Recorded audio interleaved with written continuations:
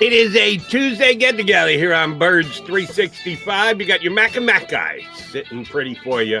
Well, maybe I shouldn't say sitting pretty. Take a peek, ladies and gentlemen. John McMullen and Jody McDonald here with you. 2 hours of Philadelphia Eagle conversation ready to come your way. Mr. McMullen, you look bright and chipper this morning. I wouldn't. You just crushed my confidence there with that opening, Jody. No, but I'll get through it. I understand what you're saying. I'm going to push through it.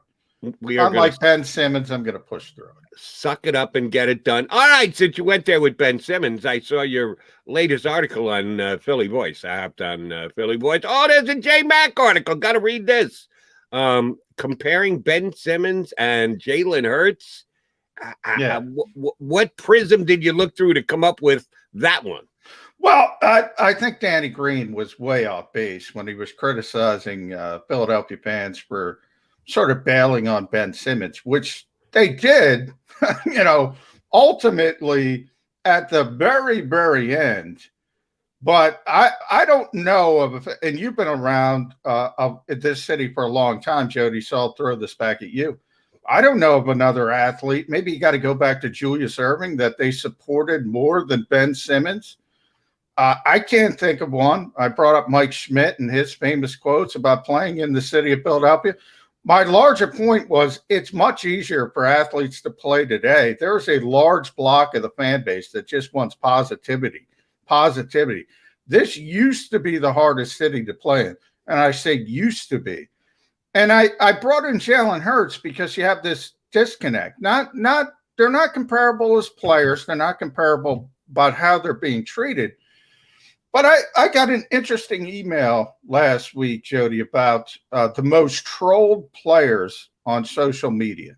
The most trolled players, the Action Network, Darren Rebell. And by the way, I'm booking the show on the fly. We got to get Darren on. Yeah, he's very good. Yeah. But so they talked about the most trolled players in the NFL. The top are obvious. The Tom Brady's, the Patrick Mahomes, the Aaron Donalds, the Aaron Rodgers. True superstars. Number 6 was Jalen Hurts. Most trolled player on Instagram. 32,000 trolls. Now, you can define trolls how you want. A lot of people, I don't think, can constructive criticism. I don't think saying Jalen Hurts is not a proven player is criticism. I think it's reality. So it depends on your definition. But I started saying, why is Jalen Hurts getting trolled? He's the nicest guy in the world. He's a hard worker. We've talked about his leadership skills. And I said, why is he getting trolled? And the answer kind of hit me. It ain't people from Philadelphia. It's from people outside of Philadelphia. And they're trolling the poor guy because Philadelphia is building him up as something he's not. And they're saying, why are you talking about Jalen Hurts like he's any kind of proven commodity in this league? Then they're taking shots at him. He's not Tom Brady. He's not Patrick Mahomes. But you have this large block of the fan base, and that's where I compared it with Ben Simmons.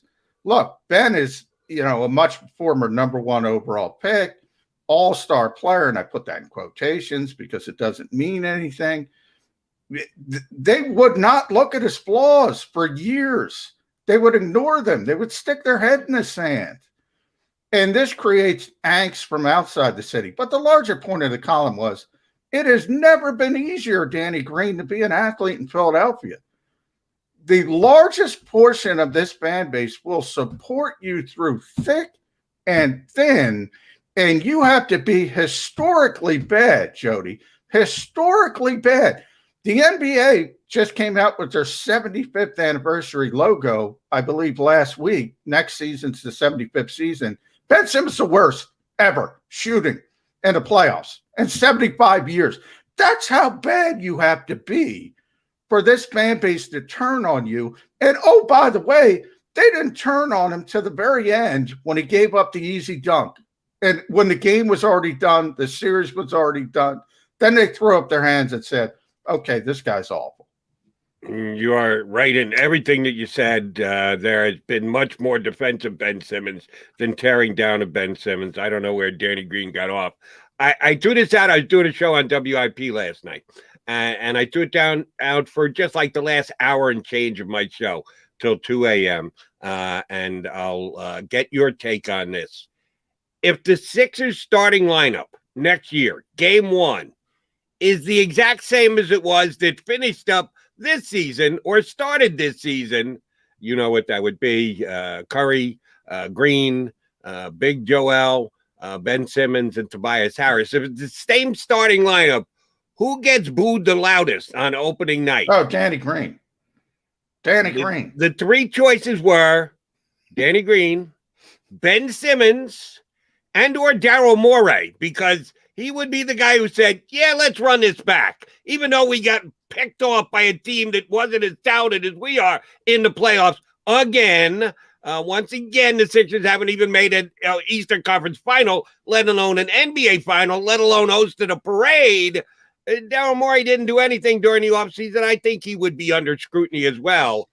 The results of the poll, and like I said, I put it up last night at about 1 o'clock. I got 478 votes. Daryl Morey, 9.4%. Danny Green, 19.2%. Ben Simmons, 71.3%. Yeah. So, no, they are finally getting to Ben. No, but here's where I'll say the timing, I agree with you. If you do that same poll before the start of the season, I think it'll shift, because by that point they will have talked themselves into, they will have seen the Ben shooting threes in the gym videos in the offseason. They will have again talked themselves into something is going to be different. And he's the star player. And again, I put that in quotation. He's the star player. Danny Green is just a guy who took a shot at him. And by the way, Danny Green didn't take a shot at him. I think he took a shot at Philly fans. I don't think he did. I think he's representative of the modern athlete. The modern athlete expects positivity at all circles. That's what they expect. That's what they expect. And you're talking about a guy who's been in Cleveland, San Antonio, Los Angeles. There's no passion there. They show up when the team's in the finals and they're going crazy, but there's no passion here like there is here. He doesn't know. He doesn't know what this fan base. Remember what this fan base went through, and I put this in the column. The process. Brian Colangelo with the oversized collars and the burner gate, the poor personnel mistake. Think about this. The Sixers managed to take 2 number 1 overall picks who can't shoot the basketball. Has that ever happened in the history of the league? No. And through it all, they have to defend this because they set their stake in the ground. Sam Hickey, the process. This is the way you have to do it, even though Milwaukee and Phoenix did it a different way and are playing for an NBA title. But you have to do it this way. You have to. It's the only way you can go about it. You know it, Jody. You've been hearing this nonsense for how many years now? Yep. They went through all this. They don't want to admit they're wrong. Just like politics, you got 2 sides. They don't want to admit they're wrong. They're never going to admit they're wrong.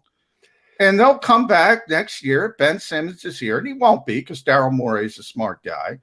But he won't be here. But if by some strange occurrence they can't get anything for him, and he has to run it back, they will convince themselves this is the year. Right up until the playoffs, right up until the first good team shows up and takes them out of the offense. Happens every single time. That is sad if true. All right, so you compared Ben and Jalen Hurts, and you just said you think that Jalen Hurts is getting trolled, which, oh, by the way, Action Network, who is apparently following this, how do I get that job? Sit there and look at social media all day to see who's getting trolled and or not getting trolled and keep track of it. By the way, 32, they did keep track of it. I think the number was 32,153, something like that. Over 32,000 trolls for poor Jalen Hurts on Instagram. Don't get it, and I don't even get why someone would track something like that, other than give Mac and Mac something to talk about on Birds 365. Hey, so I guess I should just shut up and thank them. I don't get why Jalen Hurts would be trolled like that. Yeah, Patrick Mahomes, Tom Brady, the mega stars, they're just in the conversation. Even though they're as great as they are at what they do, yeah, there are going to be people that are going to nitpick just so they can take a shot and say, I'm going to bring them down a peg. Why does Jalen Hurts need to be brought down a peg? Your theory is that Philadelphia, a portion of Philadelphia, has elevated his accomplishments too quickly, or what he can do? Well, we did a whole segment on Chris Sims because he didn't have him in his top 40. I sent you Pro Football. Bruce Gradkowski just had him 31 of 32. This is consistent. When I said when we were doing draft prep and we had all the draft guys on, whether it's Matt Manicherian or Blake Bedenfield or people like that, Ricky Saratella, guys who work in the league, guys who work with the league, we asked them, look, where does Jalen Hurts compare to the Trevor Lawrences of the world, the Trey Lance? Forget about Trevor Lawrence, the Zach Wilsons, the Trey Lances, the Justin Fields. Every single one of them said not close. Behind the scenes, I got the same thing from people like Daniel Jeremiah and other personnel people in this league who I cannot name. I got the same thing.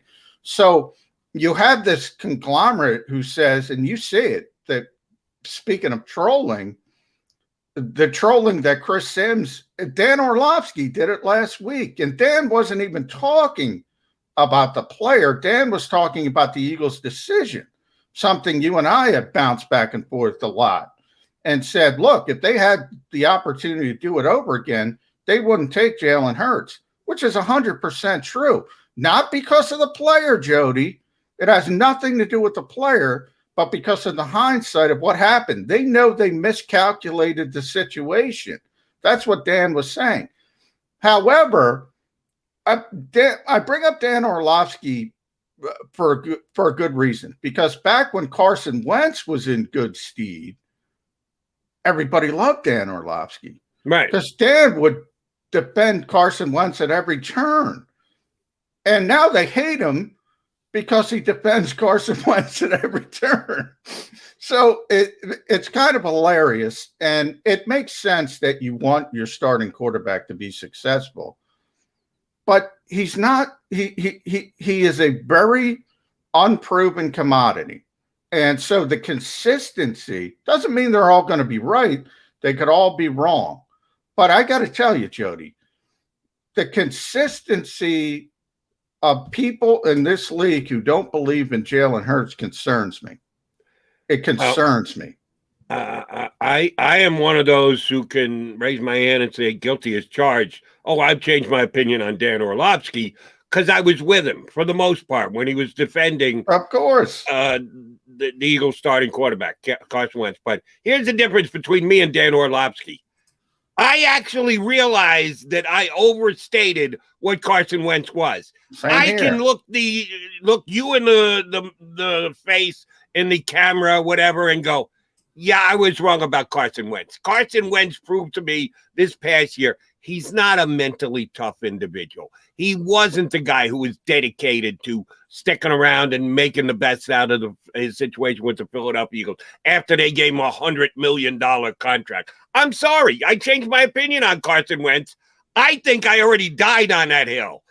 Somehow Dan Orlovsky thinks that he's able to get back up from the dead and continue to defend him. You died on the hill, Dan. He was terrible. He's the worst quarterback in the NFL. Admit it. So what Dan is a microcosm of the Ben Simmons people every year. No, he's back. What Dan is saying, I'm going to play Dan Orlovsky, psychiatrist. He's back with Frank Reich. He's comfortable. He doesn't have the passionate fan base. The Colts are going to be more like San Antonio and Los Angeles, and they're going to show up when things are going well. It's going to be a lot easier on him mentally.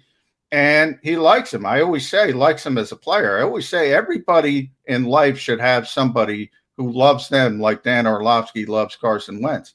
Everybody, because you'd be so much happier. But it's the same thing. You know, I just explained to you, if Daryl Morey can't move Ben Simmons, you will have a whole, I guarantee you, Jody, you will have a whole group, not everybody, but you will have a large group who comes back and convinces themselves this year's going to be different. Happens every year in sports, every city. Happens in this city more than most because the fan base is so passionate. And oh, by the way, if this makes me an overly optimistic, eagle green glass wearing fan, I think that the national pundits are underrating Jalen Hurts. Am I telling you he's going to be a top 5 quarterback? Absolutely not. You told me he's top 6 in all of sport being trolled. So in one metric, he is up on that level. Yeah, top 10 and being trolled. That metric is not going to hold true for actual production on the field. I'm not going to be crazy enough to put him in the top 5 or 6. I'm not going to put him in the top 10. I can't even put him in the top half of the NFL. No. Could he be 16th? Maybe. Maybe he sneaks into just the dead bottom of the top half of the quarterbacks in the league. He's not going to be 31st, 32nd, 30th. Chris Sims, he's not in the top 40.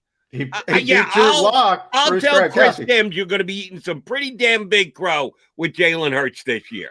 I'm sorry, I disagree with his evaluation. Xander marked this because people are going to kill me as usual because McMullen's killing Jalen Hurts. I've said consistently, Jody, I agree with you. I said he's better than people think he is. And I think he's going to be better than most people think he is. Where you and I differ, I'm more concerned than you because I am. When I see so many guys, and forget about the pundits. I'm talking about people like Radkowski and EB. Yes, for all his criticisms, throw at Chris Sims. I'm talking about personnel people. I'm talking about scouts. I'm talking about quarterbacks who actually played the game. And when they see these flaws, and they keep bringing up these flaws consistently, it's not like everybody's having a meeting to criticize Jalen Hurts, Jody. It's not like everybody's getting together and say, we don't like this kid, because everybody likes this kid, by the way. Everybody likes him. But they're pointing out these flaws in his skill set. I admit, I'm more concerned than you are. But I think he's got to be better than 31. He's certainly going to be one of the top 40 quarterbacks in the world. My concern is where's the ceiling. I have more concerns than you do. Yeah, I think that people second guess Lamar Jackson too, who was the last pick in the first round as compared to slightly more in the second half of the second round. There aren't that many picks between where Jalen Hurts went and where Lamar Jackson went. And oh, by the way, Lamar Jackson was the 5th quarterback taken. How many quarterbacks were taken before Hurts? It's slipping my mind right now. I'd have to look it up. Right. I would suggest that there were no more than 4. So he was probably the 5th quarterback or lower taken in that draft.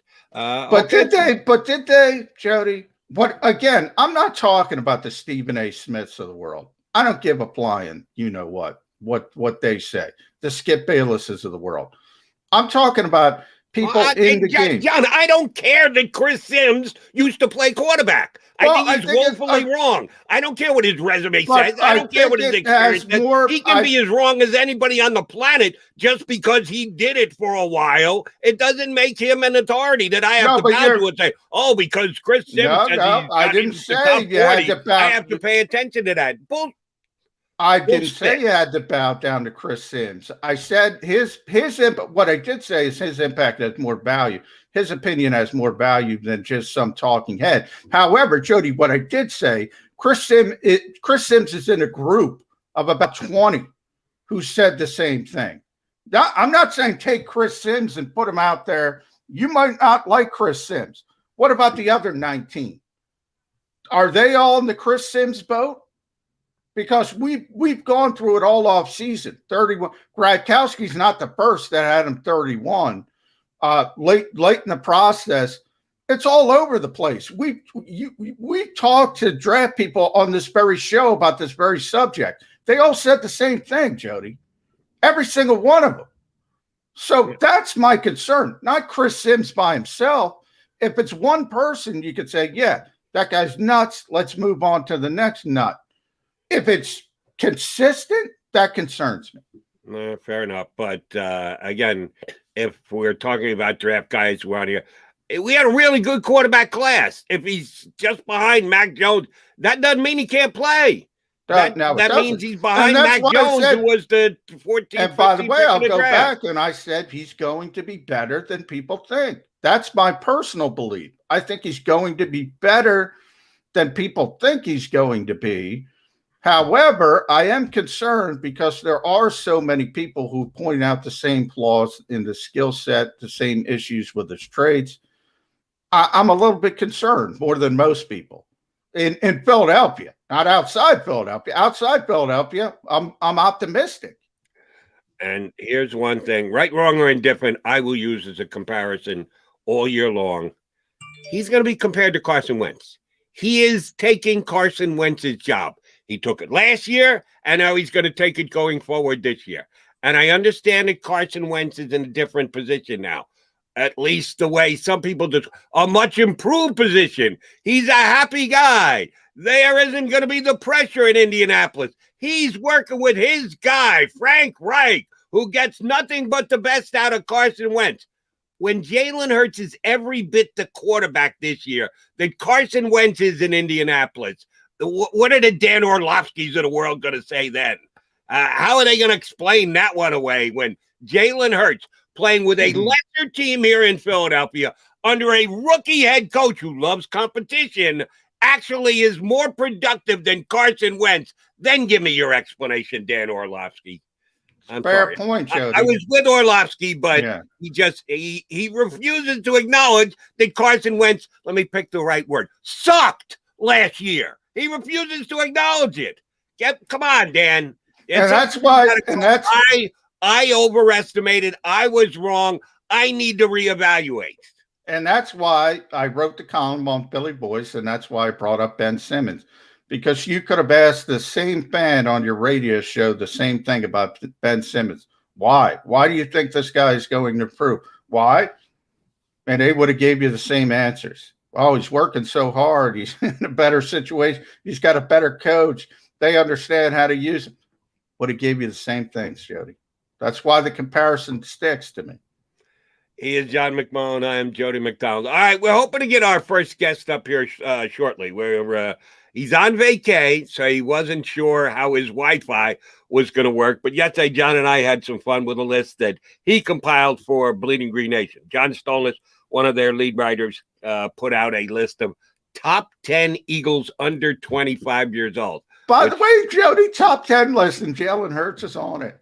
Yeah, he is one of those top 10, but for me, he could have been higher. Shockingly, I think someone is underrating Jalen Hurts. That's just me. I guess I'm not coming off that bandwagon until I'm kicked off by his play. But if Jalen Hurts stinks, I will come here on Birds 365 and say, my bad, I overevaluated Jalen Hurts, unlike some of the people who are still. And if he does, fail, I'm going to be disappointed.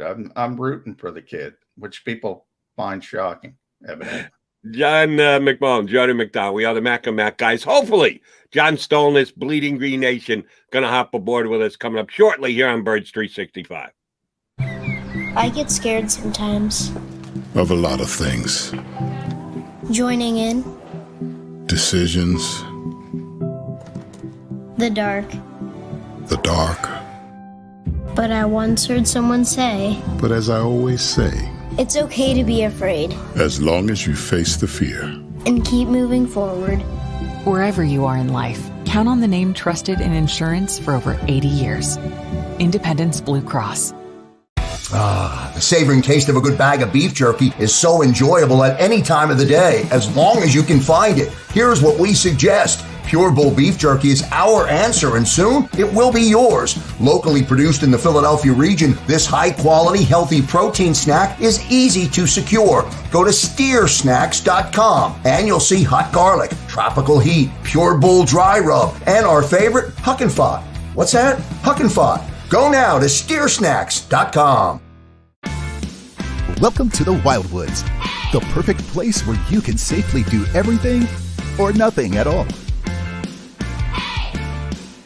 Catch a wave, take a nap, go for a drive, grab a bite. It's your vacation, and we're doing everything we can to make it a safe one. The Wildwoods. Your vacation, your way. The International Brotherhood of Electrical Workers, Local Union 98, is a proud sponsor of The Labor Show with J. Doc and Krause every Saturday night from 6 till 8 p.m. IBEW Local 98's highly trained and superbly skilled electricians are the best in the business, setting the highest safety standards in the electrical industry. So when you're planning your next industrial, commercial, or residential project, choose an IBEW Local 98 union contractor. Learn more at IBEW98.org.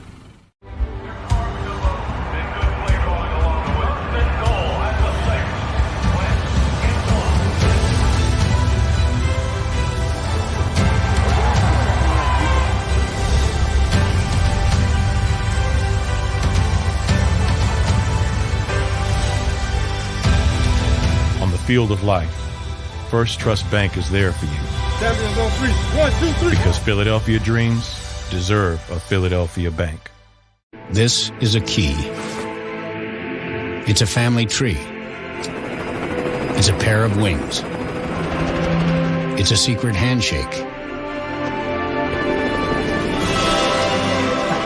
And a ticket to anywhere in the world. Can you hear me okay? It's more than a uniform. It's the door to a world most people only dream of. There's Strong, and then there's Army Strong. Try it on at GoArmy.com.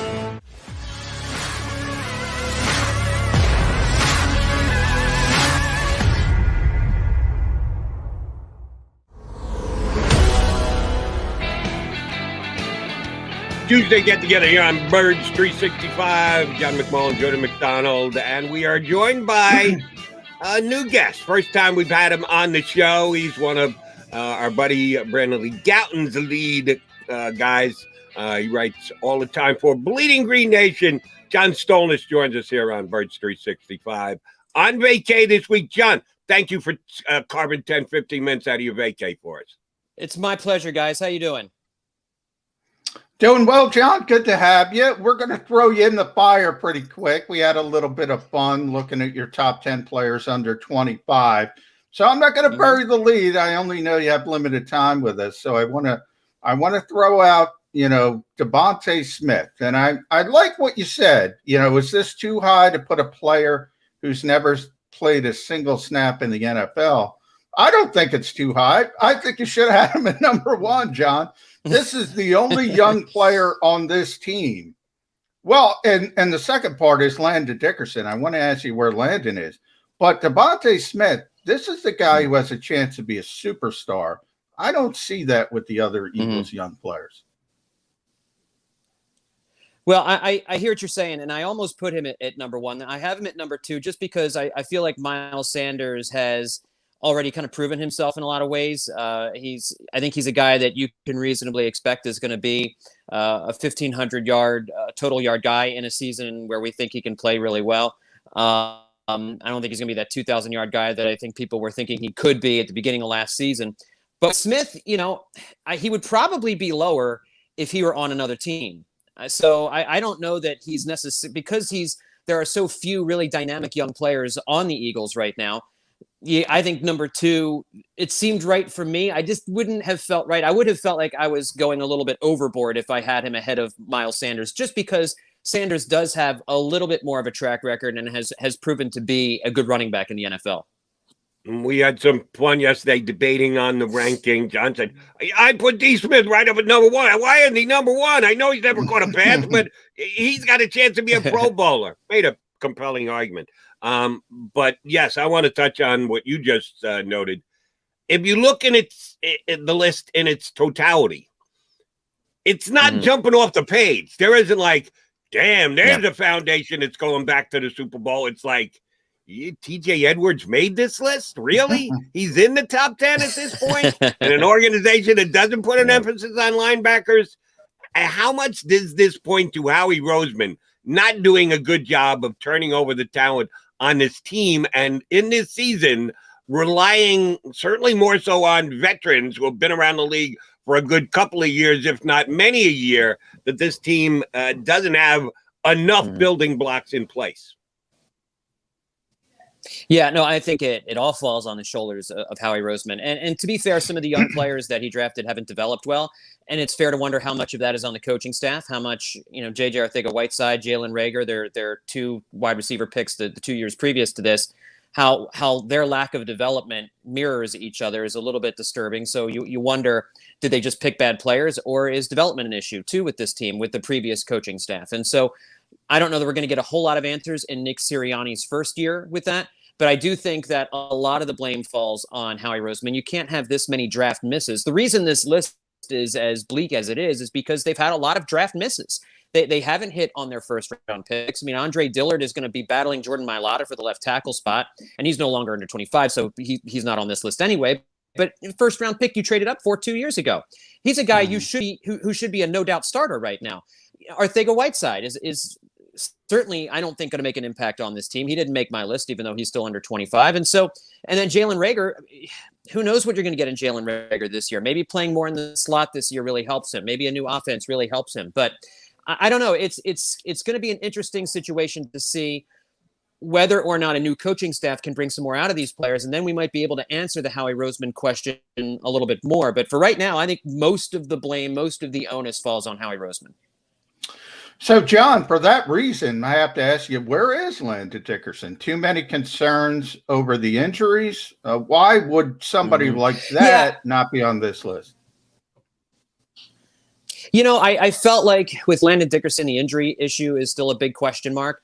I think if he does play this year, that would be gravy. But I just don't know that he's going to get on the field much this year. If the Eagles' offensive line starters stay healthy, he's probably not going to see much playing time. And if there's already a number of really good young backups that did make the list, like Herbig, like Driscoll, who I think are ahead of him on the depth chart, maybe not at center necessarily, but if something happens to Jason Kelce, Siamalo likely moves into the center spot. So for this year, for the 2021 season, I just don't see Dickerson as having a whole lot of impact at this point, which is why he didn't make my list.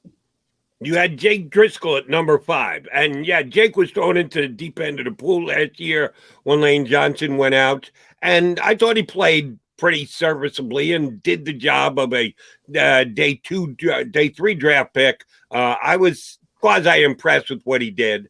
At number 5, again, it kind of points to the overall depth of the Eagles under 25 guys not being good enough. What is it about Jack Driscoll that you'd like to have him as high as number 5 on your list? Well, one of the things I valued with Driscoll is his versatility, that he could play tackle, he can play guard. I really think last year when and credit Jeff Stoutland for coaching these guys up too, because when the starters went down last year, despite a rotating batch of offensive linemen moving in and out and all over the place, the offensive line did okay. They weren't world beaters, but they were not dreadful either. And I think Driscoll showed something as a rookie that he could be thrown into the that he could positions and hold his own. So that makes me enthusiastic for what he can do with another year under Jeff Stoutland with a little bit more confidence and maybe, you know, knowing that he's going to be kind of a guy who moves from place to place along the offensive line. I think those guys are valuable. And I think he showed that when Lane Johnson finally does move on, when he finally does retire, that I think Driscoll will probably not be as good as Lane, but will be a very good starting right tackle in the NFL. And so, again, because this list is kind of shaky, you know, like there's just not a lot of talent there on most other teams. Driscoll probably is not number 5, but you need good offensive linemen. You need young players in the trenches. So I really valued a good, promising young player who showed something last year, and that's why I had him up at 5 on this list. By the way, John, probably the best part of this list, if you want to be optimistic, is the offensive linemen, because it's pretty deep with offensive linemen. But I do have to question you. You talked about versatility. Nate Herbig was tremendously versatile last year in the interior, able to move back from right guard, left guard, play at a pretty high level. I think Pro Football Focus had him 13th overall in the league. And then we know Jordan Mailata is a Philly favorite. The fans probably a little bit higher on him than they should be, I think is fair to say. But why Jack Driscoll ahead of Nate Herbig and Jordan Mailata?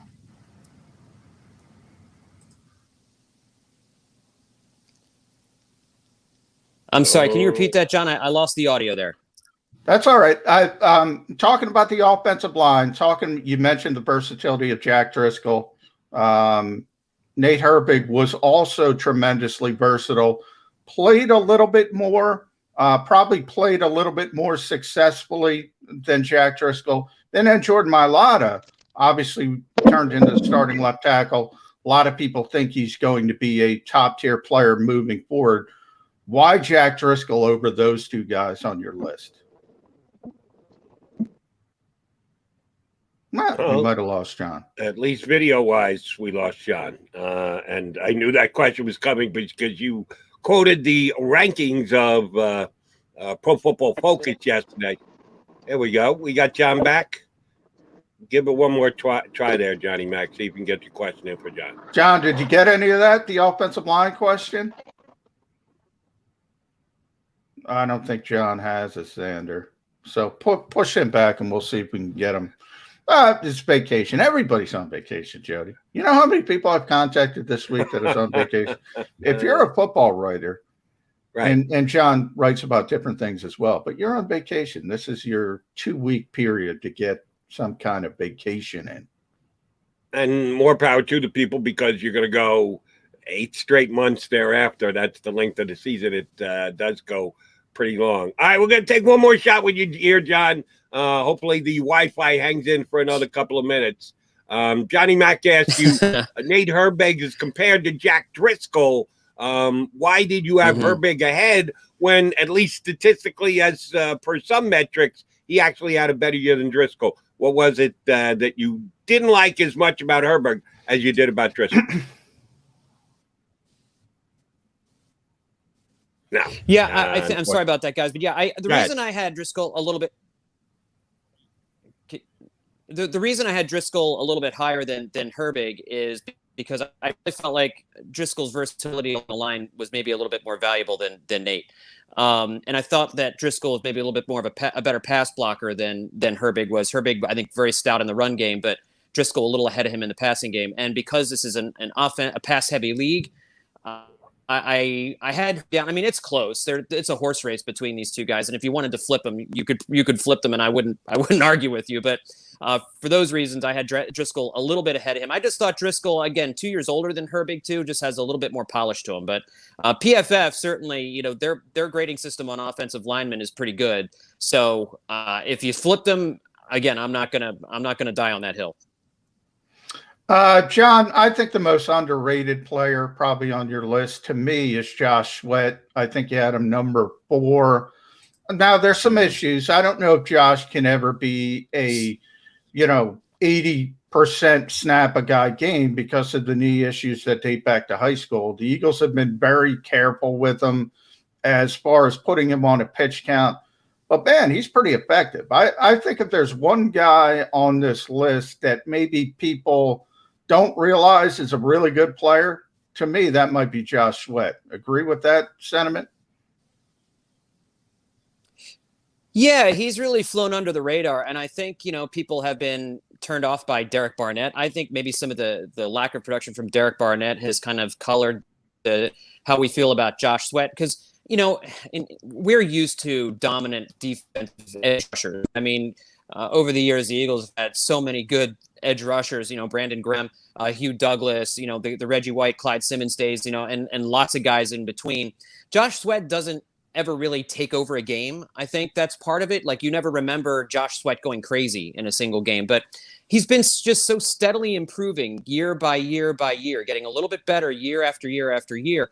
And so I think that kind of flies under the radar, and I think that's why he's underrated. He's in a rotation also, so he's not playing 90% of the snaps every week. He's kind of been able to play behind Graham and play behind Barnett and be a number 3 or number 4 guy. And I think now we forget how young he is because it does feel like he's been around a little bit, but he's 3rd on the team in sacks last year, which this is not a team that had a ton of players with big sack numbers, but 6 sacks for a kid who is playing in a rotation is pretty darn good. So I think there's another year of progression for him, and I think he can be a guy who maybe gets to 8 sacks, maybe gets to 9 sacks. He can evolve into a team leader in sacks this season. So I'm high on him. I like players that just keep getting better year by year, and Josh Sweat's been on that trajectory. Agreed. All right, last one for me, John. Hopefully your Wi-Fi hangs in there for 5 more minutes. John and I were having some fun debating Eagles quarterback Jalen Hurts right before you came on and the way he is being perceived and rated around the league. And I think he's not being given enough credit for what he is capable of doing going into this year. Yes, his completion percentage was bad, but the plays he made with his legs made up for it. Shoot, Lamar Jackson won the MVP a couple of years ago, being a running threat for the Ravens. And the one metric that I'm going to hang my hat on all year is I think he's going to be better than Carson Wentz. And that's, to me, what Eagle fans should worry most about. Don't worry about where they took him in the draft. Don't worry about whether they should have taken him in the draft. You had Carson Wentz. Carson Wentz talked his way out of town. You now have Jalen Hurts. Do you have a better quarterback now in Jalen Hurts? Using whatever metrics you want to use, do you think Jalen Hurts will be better this year than Carson Wentz? I feel like the Eagles needed to move on from Carson Wentz, but I don't get the feeling that Jalen Hurts will be better than Carson Wentz this year. And that just might be because Carson's going to a situation that's perfectly suited for him. And he's got more talent around him. He's got a more established coaching staff. And I think Carson's a good year out in Indianapolis. And we just don't know what Jalen Hurts is going to do. We don't know. We don't have any idea if Jalen Reagor is going to take a step forward for him, if how the new offense is going to work. We don't know how stable the offensive line is going to be health-wise, and we don't know much about Jalen himself. We don't know how well he can throw the ball. And I think part of the issue with Hurts this year is I think he has 1 year to prove himself, because you look at what the Eagles have in trade capital for next year. They've got at least 2 first-round picks and possibly a 3rd first-round pick that they're going to use on a quarterback if Jalen Hurts doesn't show them something. If he doesn't show them, like star quality, I think they use those picks to go out and either draft a quarterback, move up to wherever they want in the draft and get who they want, or to trade for a Deshaun Watson or a Russell Wilson. And I think it puts Hurts in an unenviable position. He's really got to play well. He's got to. I think he's got to put together something similar to what Donovan McNabb did in his first full season in 2000, in order to convince the Eagles coaching staff and to convince Howie Roseman, okay, he's our guy. He's our guy moving forward. Because if you believe Howie Roseman, Jalen Hurts was drafted to be a backup quarterback. That's the reason they drafted him. They never drafted with the intention of being a starter, if you listen to Howie Roseman. So he was drafted with the intention of being a long-term backup on this team, which is the reason why that draft pick didn't make any sense in the first place. So, yes, maybe Jalen Hurts surprises, and I think there's certainly like a 25-30% chance that he does surprise and plays really well, plays well enough to make the Eagles a contending team. But I think the odds are greater that he falls short of those expectations and that the Eagles are looking for another quarterback after the 2021 season. John, I agree with you. I'm gonna invite you to be the guest host of this show if I'm at practice, because you just said what I've been saying better than I've been saying it. And that's the fact that not only, I have concerns if this is fair to Jalen Hurts and if he even has an opportunity to prove himself to be the longtime starter of this team. Because 1 year with a head coach, a rookie head coach, you talked about the supporting cast, so many questions. The one consistent thing about this Eagles team is if. I don't know if one of those if Jalen Hurts is the starter in 2022 and we lost John. But he did a great job, Jody. That's what I've been talking about. Does Jalen Hurts even have an opportunity to prove himself to this team? Or is this team already put him as the placeholder and said, okay, we had all these issues with Carson Wentz. And by the way, John also gave a great rundown of what I was saying in the first segment, Jody, about how people convince themselves and about Carson Wentz and about being in the right situation with Frank Reich. That's what I'm saying with the fans. Dan Orlovsky coaching. He's got a better supporting cast. But I don't think it's fair to Jalen Hurts. He can't prove himself to this organization in 1 year. He can't do it. Since apparently all is right with the world in Indianapolis for Carson Wentz, he's got the perfect situation. He's got the perfect situation. By the way, I'm laughing at that. What is going to be the acceptable production year for Carson Wentz?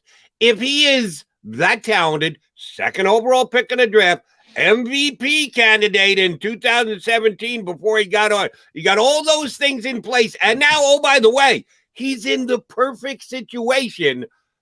Top 5 quarterback? No. Top 10 quarterback? No, What does Carson Wentz have to achieve? If he's in the perfect situation, and we're being really honest about this, where does Carson Wentz have to rank in the quarterbacks in the league? Because wherever you put it, I'm taking over. I don't think he can do it. I think that the whole perfect situation thing is woefully being overstated now. I have no confidence this guy's going to turn his career around. You're making me argue a point I don't agree. You know, I don't think Carson Wentz is a top 5 quarterback. What I'm saying is people are convincing, and this is why I brought up Ben Simmons. They convince themselves of things. They convince themselves it's the perfect situation. You already know, Jody, a lot of people in this town think Frank Reich is the reason they won the Super Bowl. They convinced themselves of that. So Frank, who, by the way, is an awesome guy, but, I mean, yeah, he's not going to be able to turn chicken you-know-what into chicken salad. The problem here, Jody, is this with Carson Wentz. I don't think he's getting back, and I've said this before on the show, I don't think he's getting back to 2017 because of the health issues. I don't think he's the same guy physically. Now, the problem for me is the dip from 2019 to 2020. I thought in 2019, he was settling in, if you want to grade people, I always say is maybe 13, 14. When he had an up season, he could probably get into the top 10, maybe 9, 10. I think that's who Carson Wentz was in 2018, in 2019. Can he get back to that? That, to me, would be successful for Indianapolis. If he's as bad as he was last year, he's one and done. I mean, he was the worst quarterback in football last year. You can make that argument. And by the way, the Colts are a playoff team, so he's got to make the playoffs. It starts there. He's got to make the playoffs. They were a playoff team last year. They're expected to be a playoff team this year. I thought it was a toss-up between they and the Tennessee Titans to win that division this year. Jacksonville won't be as big a doormat. But Houston's going to be even worse if Deshaun Watson isn't starting for the season. They legitimately are the favorite right now to have the number 1 pick in the draft next year. That's how bad Houston is, and they're in the division with them. So you're right. Carson Wentz has got to make the playoffs with the Titans. If they don't win that division, don't make the playoffs, they made it with Phillip Rivers. That's a pretty good testament to Carson Wentz isn't all what he's wrapped up to be, at least by some of his defenders around here. And your point about Frank Reich, and I never interviewed Frank Reich. I don't know Frank Reich. I've just evaluated Frank Reich from afar, but a lot of people I like and trust say he's got a really good offensive mind and he's a good game day play caller and the like. How far back do you have to go to find a Super Bowl winning team where in some people's eyes, an assistant coach deserves more credit than the head coach? How many years? No, let me say it this way. Decades do we have to go back to somebody being able to make an argument? You know, the head coach was the head coach, but the offensive coordinator, the defensive coordinator, that was the real coaching genius of that team. How many years do we have to go back to find it? It's absurd. You can't go back. It's a dumb sentiment. I'll give you one. The Chicago Bears, Mike Ditka, Buddy Ryan. That's the last time that anyone said, yeah, our head coach is pretty good, but the real genius is Buddy Ryan and that defense. I think they were wrong as well in that indication. I mean, and by the way, to Frank's credit, Frank Reich loves Doug Peterson. Frank Reich will tell you, Frank Reich told me after the Super Bowl, he was so excited. Direct quote, Doug is a flippin' star. He doesn't curse. Doug is he actually said freaking star as a coach at the time. And that was Frank Reich. Frank Reich loves Doug Peterson. Doug Peterson was the play caller. That entire narrative from anyone in Philadelphia is beyond silly. Frank would be the first one to tell you that. But he is a good coach. And Carson Wentz is comfortable with him. And if you want to go back and read legislate, nobody knows for sure, but it's evident after the Eagles fired Doug Peterson, and they shouldn't have. And by the way, Jeffrey Lurie said that. You don't deserve to be fired.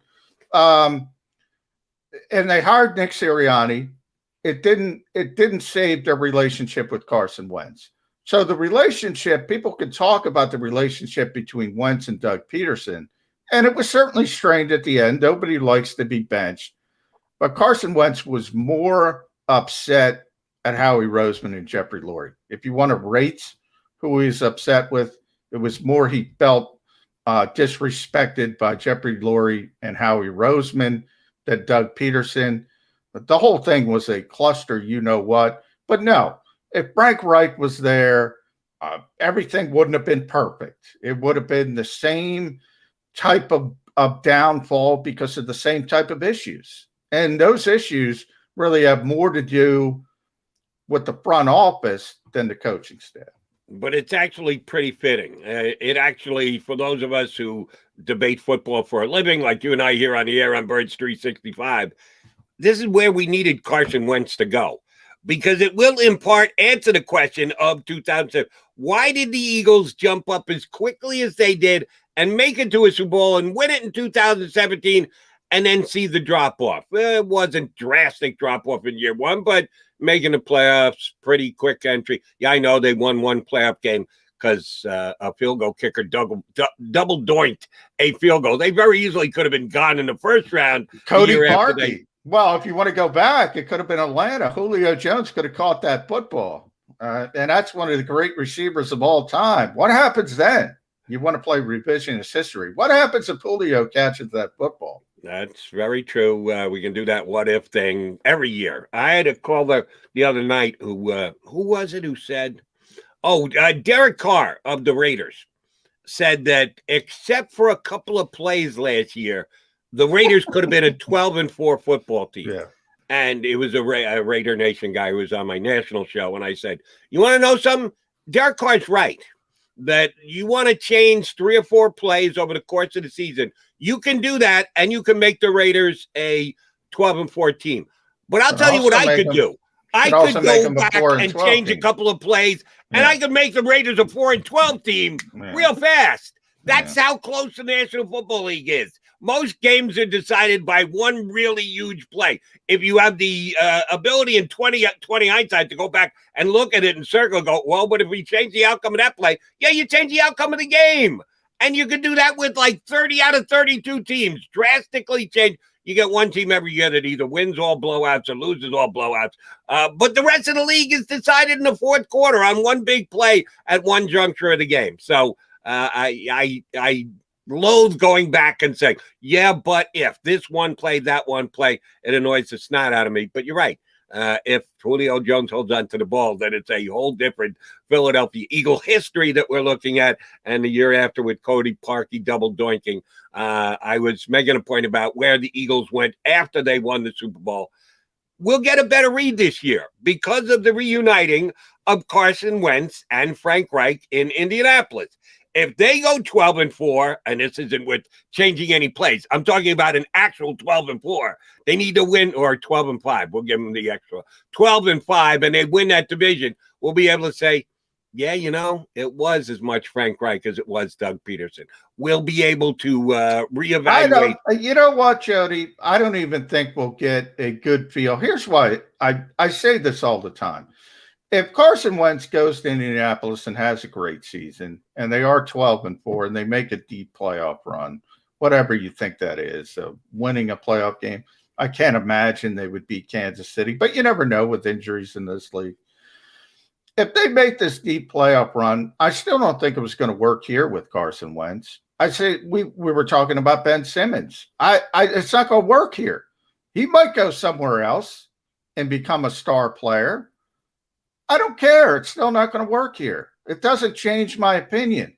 Right. Carson Wentz had run his course in Philadelphia. I know it's going to sting. It's going to hurt if he plays well. But I don't think it necessarily changed. I don't think you could say him playing well in Indianapolis would mean he would play well in Philadelphia is what I'm trying to say. No, and that wasn't the point I was trying to make. The point I was trying to make was Carson Wentz went in the dumpster last year, okay? He went as low as you can go, worst quarterback in the National Football League. Well, why? Why did that happen? Who are we pointing the finger of blame at? Some people want to point it at Doug Peterson and say, oh, his system was so lousy. That's why Carson went. Doug Peterson has never been the same since he lost Frank Reich. That's why we won the Super Bowl, because of Frank Reich. Well, if Carson Wentz picks up where he left off from 2007, when he's reunited with Frank Reich, you're right. It doesn't mean that the Eagles should have kept Carson Wentz, because those bridges have been burned and they've moved on. But in 2020 hindsight, going back and looking and saying, well, who got us that Super Bowl? Who got us that parade? Who were the main movers and shakers? The debate still is ongoing as to whether it was Doug Peterson and or Frank Reich. Well, Carson Wentz is going to get a chance to decide that for us. Actually, it was the Nick way that Foles. he plays this year. It was Nick Foles, but no, I'm joking. I'm completely joking on that. People don't even give Carson Wentz credit for getting him to 11-2 and really close to 12-2 before he got hurt. So they're not going to give credit to anybody other than who they want to give credit for. I just say this about Carson and about Doug and about the last year, which I can't explain. I've said it on this show. But I do think people forget, Frank wasn't here in 2018 and Frank wasn't here in 2019, and he played fine. He was a fine quarterback. So it wasn't like he left and he completely fell apart. He completely fell apart last year. And again, I've given you my theories. Part of it's injuries. I think it's a cocktail of things. Part of it's injuries. Part of it was not working in the offseason, continuing to slip on his mechanics. And part of it was the drafting of Jalen Hurts affecting him from a mental standpoint. I think it's a whole soup of toxic things that turned him. And by the way, Jody, I agree with you. You got to be mentally tougher than that. You got to fight through stuff like that. But it is what it is at this point. I do think, look, we already have a large sample size of Carson Wentz after Frank Reich, and he wasn't a horrible player until last season. So it can't be just Frank Reich, is what I'm trying to say. Correct. But how much of an influence will Frank Reich have going forward now that he's got Carson back under his wing? The 2021 season will tell us. All right, let's take a timeout. When we come back, we'll continue to talk about quarterbacks and the new Eagle quarterback, Jalen Hurts, who's taking over, even though the head coach says it's a competition. Could be Joe Flacco. Joe Flacco could be the starting quarterback for the Eagles. Nick Mullins. Throw him in there. Are you throwing Mullins in there? Don't start with me with Mullins. Silly signing that the Eagles did. All right, he's John McMullen. I'm Jody McDonald. You're coming right back with Birds 365. I get scared sometimes. Of a lot of things. Joining in. Decisions. The dark. The dark. But I once heard someone say, But as I always say, it's okay to be afraid. as long as you face the fear. And keep moving forward. Wherever you are in life, count on the name trusted in insurance for over 80 years. Independence Blue Cross.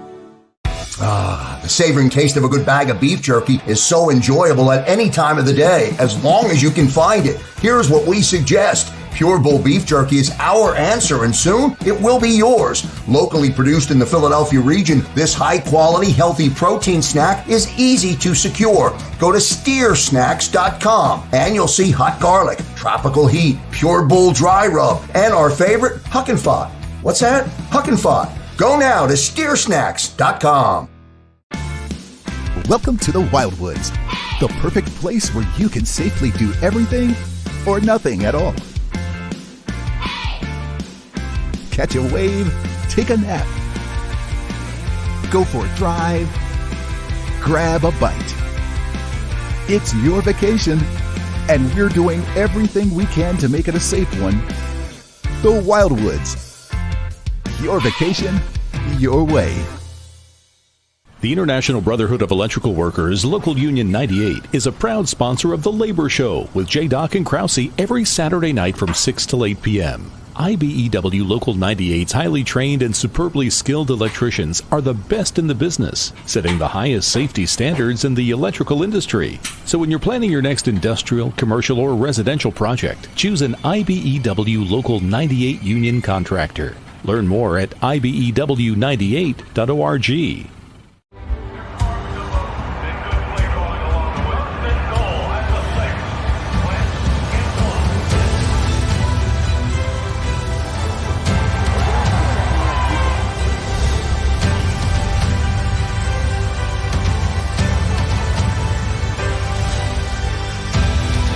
On the field of life, First Trust Bank is there for you.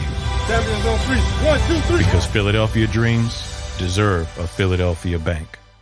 This is a key. It's a family tree. It's a pair of wings. It's a secret handshake. And a ticket to anywhere in the world. It's more than a uniform. It's the door to a world most people only dream of. There's strong, and then there's Army Strong. Try it on at GoArmy.com.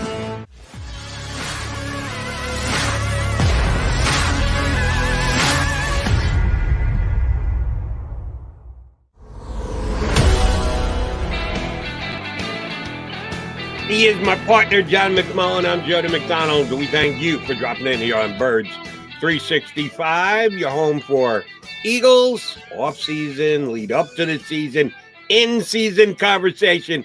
We're planning on being here at least for another several months. I don't think they're going to fire us before the season starts. That'd be actually pretty foolish on the JAKIB Media power level. You never know. Have us do these shows while there's nothing going on and then go, yeah, we don't really want to be bothered now that the season's starting. So I think you're stuck with us for at least another 8 months, somewhere thereabouts, when the Eagles season ends this year.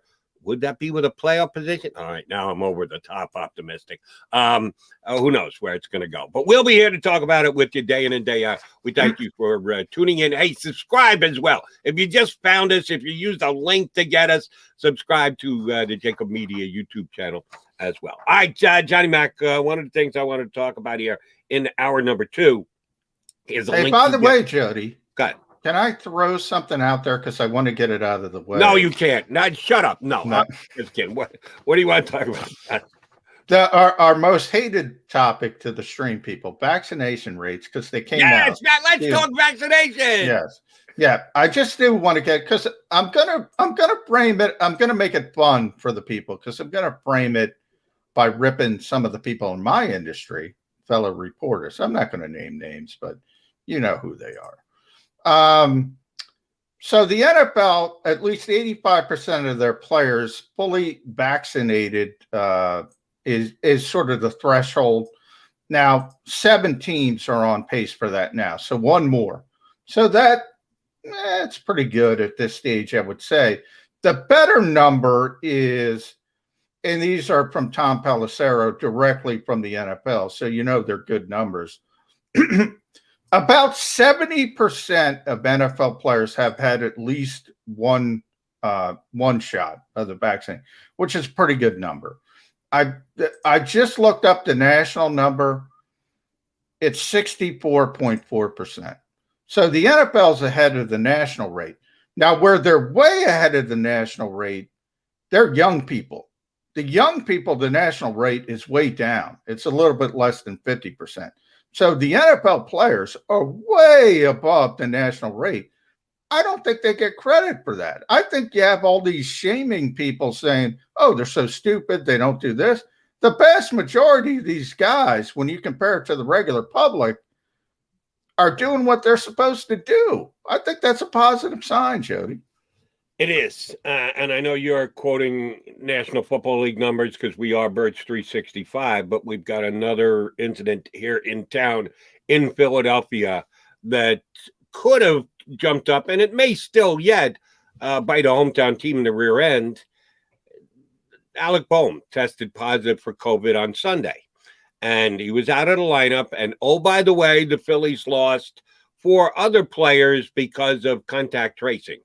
You can read between the lines. These are players that have decided not to be vaccinated yet. And the Phillies are one of the teams that are lagging behind percentage-wise of those who've gotten the vaccination. And just like in football, baseball, relatively young guys. You quoted the overall national numbers of how many young people have been vaccinated so far. And I'm sure the Phillies are ahead of the national number as well.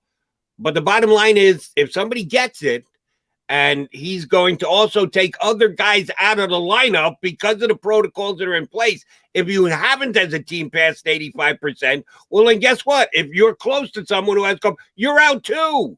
If you've already been vaccinated and he tests positive, guess what? You're still in the lineup that day. So, yeah, there are certain things in place right now that you're making them pay a price if they choose not to be vaccinated. That, if I were a guy who had issues about, I don't know that I want to do that. I've always treated my body this way. I don't take a flu shot either. So why should I take even if I felt that way, the world in which we're living right now and the sport in which you're dealing, NFL, MLB, all of, they're kind of making it rather disadvantageous for you not to be vaccinated, for you to stand on your principle of, hey, nobody's going to tell me what I'm going to put in my body. Okay, you're right. Nobody can tell you what to put in your body. But you could end up paying a price because somebody else gets a positive test and you happen to be close to them. Is it really worth it to be able to say, hey, nobody's dictating to me. I'm going to do what I want with my body. You feel good about yourself, but you also feel bad that you're sitting on the sidelines and costing your team because you can't play. Well, I think that's the hope of the NFL. The hope of individual teams is sort of peer pressure. I think that's the hope. And, when people hate that we talk about this, Jody, from day one, I said we talk about it because it's a competitive advantage, competitive disadvantage situation. And I always bring up the Denver Broncos from last year. You bring up the Phillies, that's close to home. People are upset. Phillies fans are upset. Why do you think they're upset? Because they don't have good players on the field. It makes them at a competitive disadvantage. And when everybody's screaming at us, Jody, saying, what are you talking about this? Why? Because you're going to be upset if a big-time Eagle is not able to play on game day because they're not vaccinated. That's why we talk about it. Now, I say that, and I'm 100% on your side, Jody. And I think Bruce Arians, I brought it up on the show, was the best. You want things to go back to normal, get vaccinated. Boom. That's it. Do it. I'm vaccinated. You know why, Jody? Because I have to be to do my job. That's it. That's how I look at it. I don't even go down any other route. I got to do it to do my job, so I did it. That's how I think NFL players should look at it. And that's how I should go about it. Where I differ with a lot of people, however, is I'm not going to shame people if they don't do it for whatever reason. I don't think that's right. I'm not going to do it.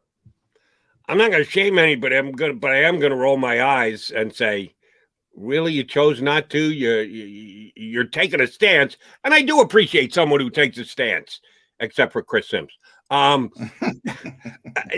More power to you that you should make your own decision. But when you do, and if things go awry, one of your teammates picks it up or you contract it, and then you have an adverse effect on the team, I'm not going to go, yeah, but you did what you wanted to do. No, I'm going to go, yeah, see what you did? You hurt the team. I'm sorry. That's the reality of the situation. And that's the way I'm going to handle it if it happens with the Eagles this year. We'll hope that that's not the case.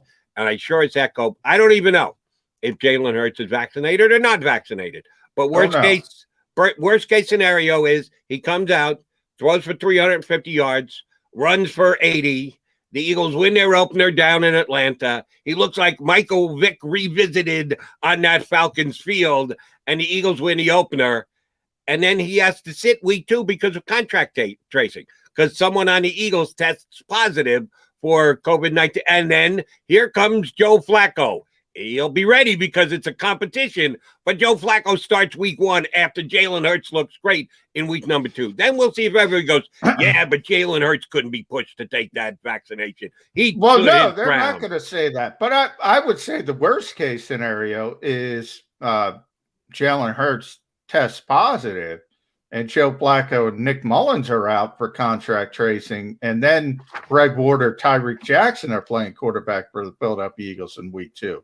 And we saw that happen with the Denver Broncos. It was worse because they don't have 87 ex-quarterbacks on the team who once played. Actually, the kid they did use played a little bit of quarterback in college, but it was ugly, to say the least. And that would be the worst-case situation.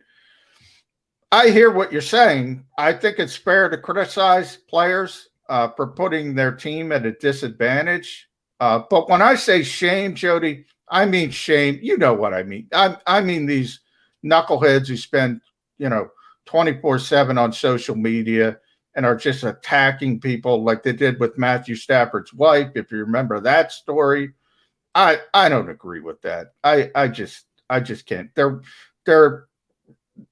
They're screaming at her in a supermarket, and the guy didn't even test positive. It was a false positive. Here's an unfair question for you, and certainly what would have been an unfair question for Joe Flacco. You mentioned if Jalen Hurts tests positive and he's in the quarterback room, which means those who haven't been vaccinated are probably going to be down because of contract. By the way, he can't be in the room if he's not vaccinated. So it would probably have to happen in a different way. You have to do virtual stuff. So I can't imagine a starting quarterback in this league not being vaccinated, because I find it hard to believe anybody would allow their starting quarterback to say, you just work virtually. Don't be around the players. But we'll see. We'll see how it shakes out. But last year with the Broncos, the whole quarterback room went down. And they were doing it virtually last year. And still, the entire 4 quarterbacks on the Bronco roster were told, you can't play this week, so let's bring in a guy who hasn't played since college. 2 years ago was the last time he took a snap, and he's got to be the starting quarterback for the Broncos. So very well could happen here in Philadelphia. Or do you think when they signed Joe Flacco this offseason, that was a conversation that was had, that they said, listen, Joe, we're going to go. Because you and I have both gone over it.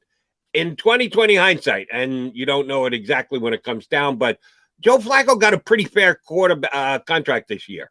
They paid him good money to come in and purely be the backup of this team, guaranteed money, as a matter of fact. Do you think part of that was, and by the way, Joe, we expect you to get the shot. We need you to tell us you're going to get the vaccination, because we can't have happen to us what happened to the Broncos last year, where all you guys go down. We need at least one quarterback. And Joe, by NFL standards, you're an old man. If the young guys are trying to stay away from getting the vaccination, we need you to be the team guy, the leader, the veteran who says, yes, give me the shot. Any chance that happened in the negotiation between Howie Roseman and Joe Flacco's agent? I don't think so, only because, let's put it this way. It's not, maybe it's intimated, but you certainly can't say it. I think people are smart enough, especially you get lawyer types. A lot of people who do contracts, like Andrew Brandt, who's on the show, is a lawyer. They understand how to handle these things. You have to go around the edges. I think it's clear that Joe probably was well aware that he should probably get vaccinated, but I don't think you can go out and say, we're not going to sign you if you don't get vaccinated. Wink, wink, nod, nod. I get it. Joe, have you been vaccinated? Yeah. And he gets it. Well, no, I haven't yet. And then 5 minutes. Joe, have you been vaccinated? I forgot to write it down. No, that's a no. And then 10 minutes later in the conversation. Now, wait, one more time. You haven't been vaccinated yet, Joe? Oh, okay. Yeah, there's ways you can get to the because point. The last thing you want is be that whistleblower, saying, oh, the Eagles, they didn't sign Joe Flacco because he didn't get back. And then you have this blow up and the team's getting fined millions of dollars and the NFL saying, but can I talk honestly here, Jody? A lot of players don't give a shit. Have you not been honest to this point? Have you been lying to the people for 73 minutes, McMullen? All right, mark this on the tape. McMullen gets honest an hour and 13 minutes into the show. Go ahead, Johnny. You would be stunned how many players don't give a shit about this. Don't care about the vaccination? Nope, don't care. Well, if that's the case, have they been vaccinated or haven't they been vaccinated? Out of that percentage, you don't we give know a shit. 70%, same as me, 70% they're doing it for their jobs. What they're saying is that most of the guys who got the virus were asymptomatic, didn't have effects, Most of the guys are extremely healthy. Obviously, they're professional athletes. They want to get back to normal. It drives them insane. Now, it's like anything else in life. You do have the Cole Beasleys of the world who are very activist oriented on both sides of the fence, but it's a very small portion. These are young people who just don't care. They just don't, and we can't get away from it. But I don't know how to fix it. No, with as hot button an issue as this is, you're right. You're going to have activists on both sides who are going to say, "What the hell are you doing not taking the vaccine?" And guys, Exactly. don't you dare tell me what I can or can't put in my body. So you're going to have a percentage of guys that are going to go to the polar opposite ends, and that's why. And everybody else is in the middle. All the sane people are in the middle saying, "What do I got to do to get back to normal?" That's why you're at 70%. Which is a pretty high number, as I mentioned. And that's where ultimately the NFL wants to get to. Because of public relations, I don't know how the league handles it. But the players would like to go, you know what? If I get sick, I get sick for a week, and let's go play. But you can't do that. And everybody uses their own life as the baseline that they judge. Oh, yeah. I got the shot. I got the second shot, which I got 2 shots. And supposedly the second one is the one that knocks you out.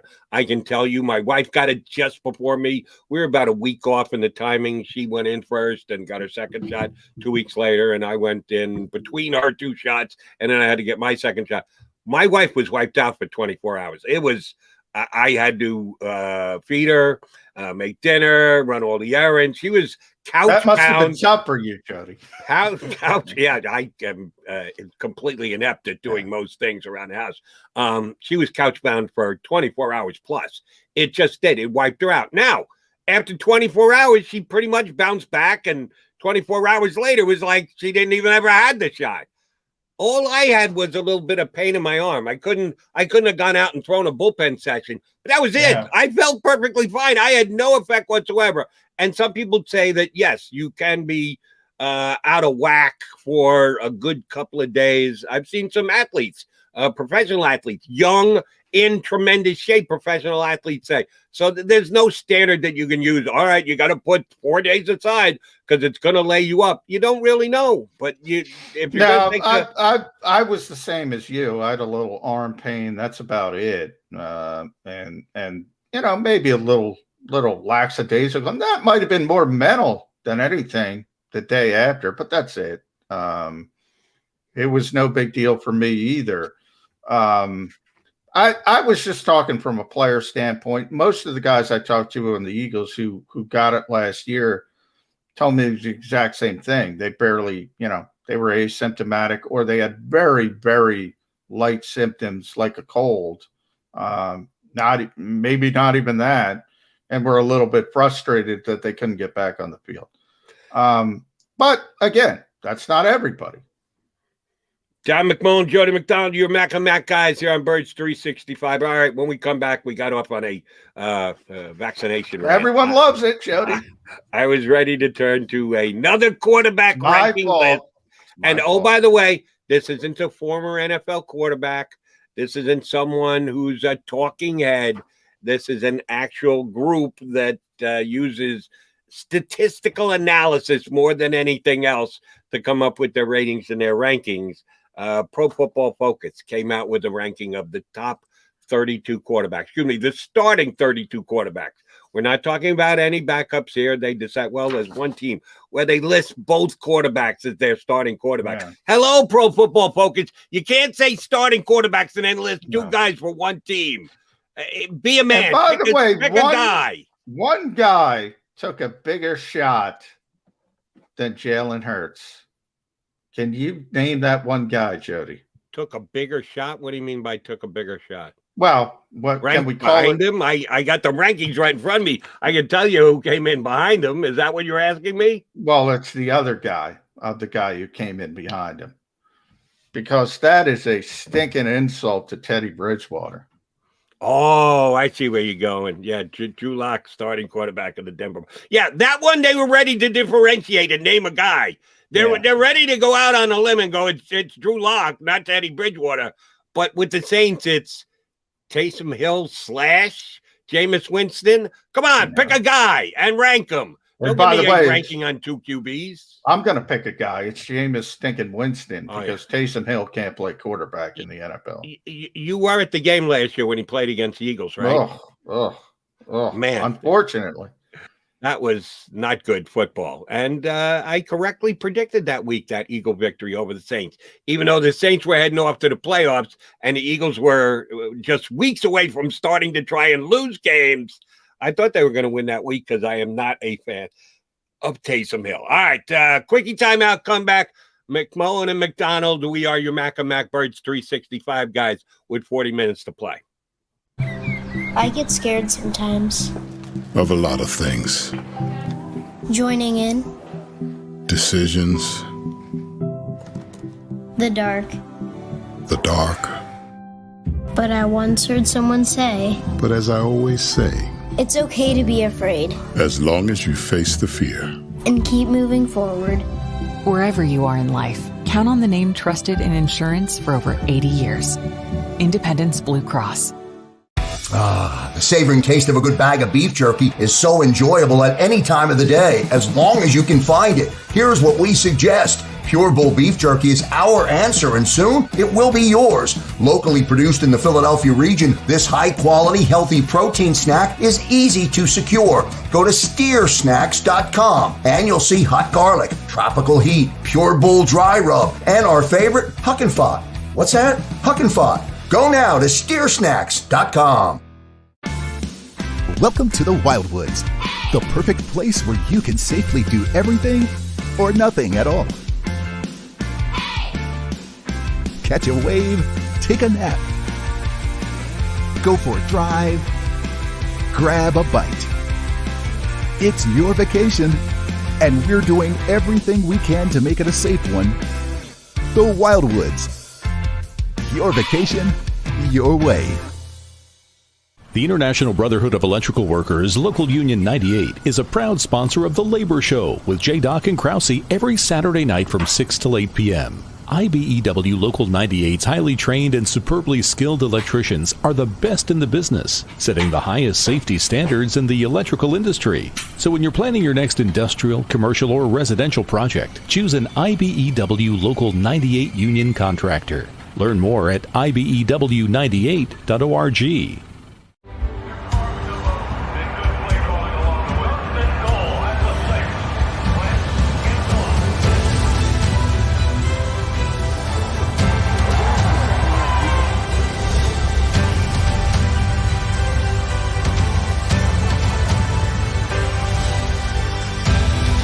On the field of life, First Trust Bank is there for you. Champions on 3. 1, 2, 3. Because Philadelphia dreams deserve a Philadelphia bank. This is a key. It's a family tree. It's a pair of wings. It's a secret handshake. And a ticket to anywhere in the world. It's more than a uniform. It's the door to a world most people only dream of. There's Strong, and then there's Army Strong. Try it on at GoArmy.com.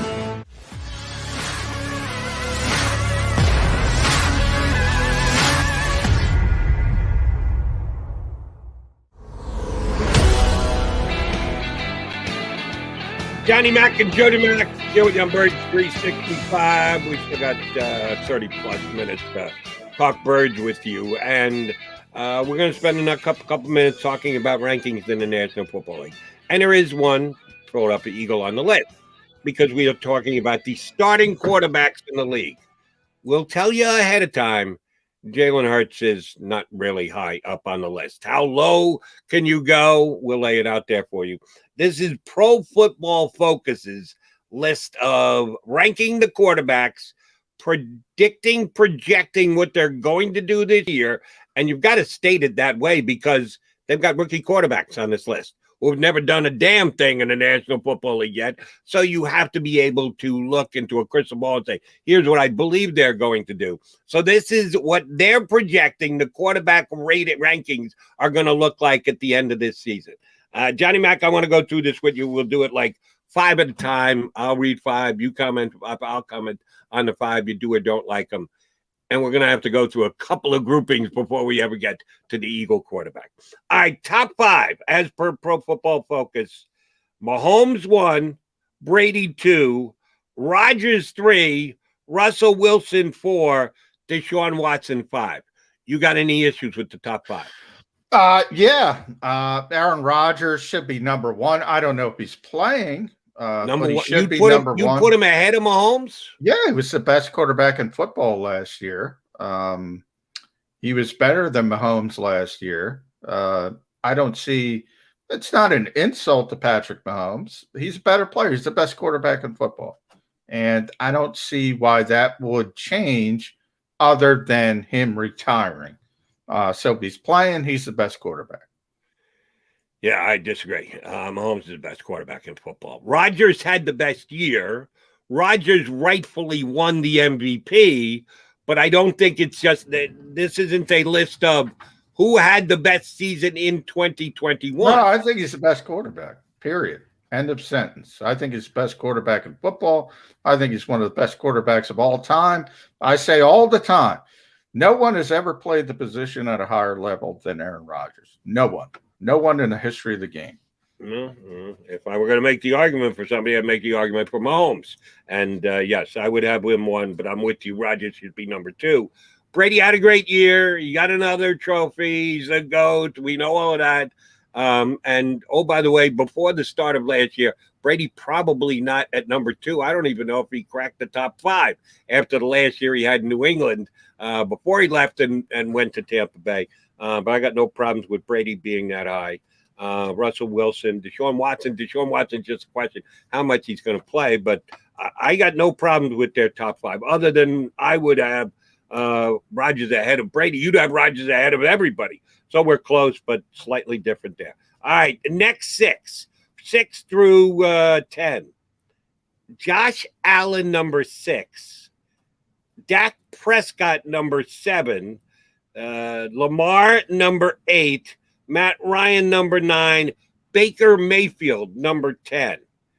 You like that ordering? Allen, Prescott, Lamar Jackson, Matt Ryan, Baker Mayfield, 6 through 10. I think Josh Allen should be ahead of Deshaun Watson coming off last season. But, you know, that's nitpicking. I do think Dak Prescott's a little bit too high. Certainly Lamar Jackson should be ahead of Dak Prescott. You could argue Matt Ryan, but I don't think it's that meaningful. I think Baker Mayfield's too high. No question about that, especially when you look at some of the guys right behind Baker Mayfield. I don't think Baker Mayfield is a top 10 quarterback. Okay. Well, if the season he had last year, I think Baker Mayfield does belong in the top 10. I don't have a problem with that. Who out of this next group? I'm assuming that the group that you're talking about that you would put ahead of Baker Mayfield is in this next group. Matthew Stafford, 11, Ryan Tannehill, 12, Derek Carr, 13, Kirk Cousins, 14, and Herbert jumping up off just his rookie year into the top 15. That's not a bad spot for him to be in, and I kind of think he earned it. Who are those? Who's underrated in that group that you think would be ahead of a guy like Baker Mayfield? Well, I think Stafford's definitely ahead of him. I think Cousins is definitely ahead of him. I'm a big Justin Herbert guy, but that's more of an evaluation. I think he's going to be better, certainly. And you can make an argument with Carr and Tannehill as well. I'm not as big as a Derek Carr fan. I like Ryan Tannehill better than you. If I were rating those guys, just that group, it would be Stafford 1, Cousins 2, Herbert 3, Tannehill 4, Carr 5. I might put all of them ahead of Baker Mayfield. Certainly all of them, but Derek Carr. Here's how I would rank them. And there's a couple of guys in the next group, the 16 through 20. that I would rank ahead of a couple of the guys in that group, the 10 through 15. I would have Carr 1. Yeah, I'm a bigger Carr fan than you are. You're a bigger Tannehill / Stafford / Cousins fan than I am. I don't really love any of those guys. I certainly like Carr better. And I would have Herbert, I'd have him all the way up at 12. Why not? I know it's a small sample. He only played 1 year, but it was a damn impressive one. I'm a Kyler Murray guy. I actually think Arizona is a kind of an outside team with a chance to go to a Super Bowl. Most people are picking them for 4th place in their division. San Francisco ahead of them, Seattle ahead of them, and who the hell am I missing? The Rams. The Rams ahead of them. I think I think the Cardinals can win that division, which would be a major upset, and then they can parlay it come playoff team. I think Kyler Murray's sitting on a big year. I know he came back to the pack last year, but Ben Roethlisberger has certainly had a better career than Stafford or Tannehill or Carr or Cousins or anybody else. Does he have one last gasp good season? I'm rooting for it, and I'm going to say yes to that question. So I'd have him ranked higher than 16. They got Ben 16, Murray 17. Joe Burrow. You know who scared me on Joe Burrow? Me. Our buddy, the ex, not you. Come on. The ex-general manager of the New York Jets.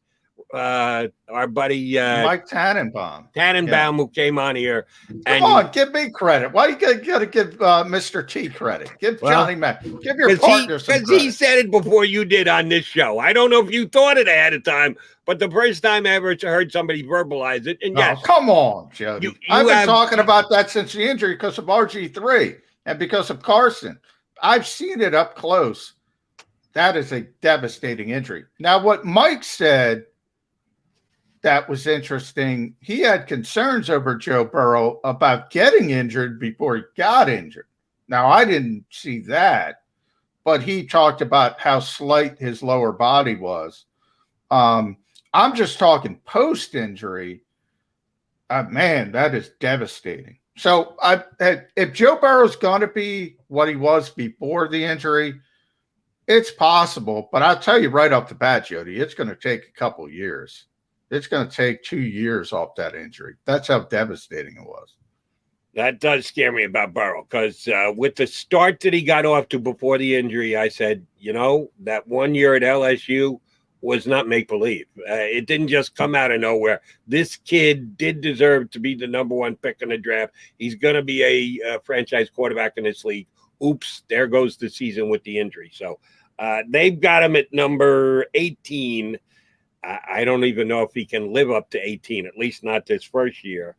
And they got Ryan Fitzpatrick, who is the most befuddling quarterback in the National Football League because he is Fitzmagic and he is Fitztragic. He is all those things wrapped up into one, and you never know which one's going to show up on a week-in, week-out basis.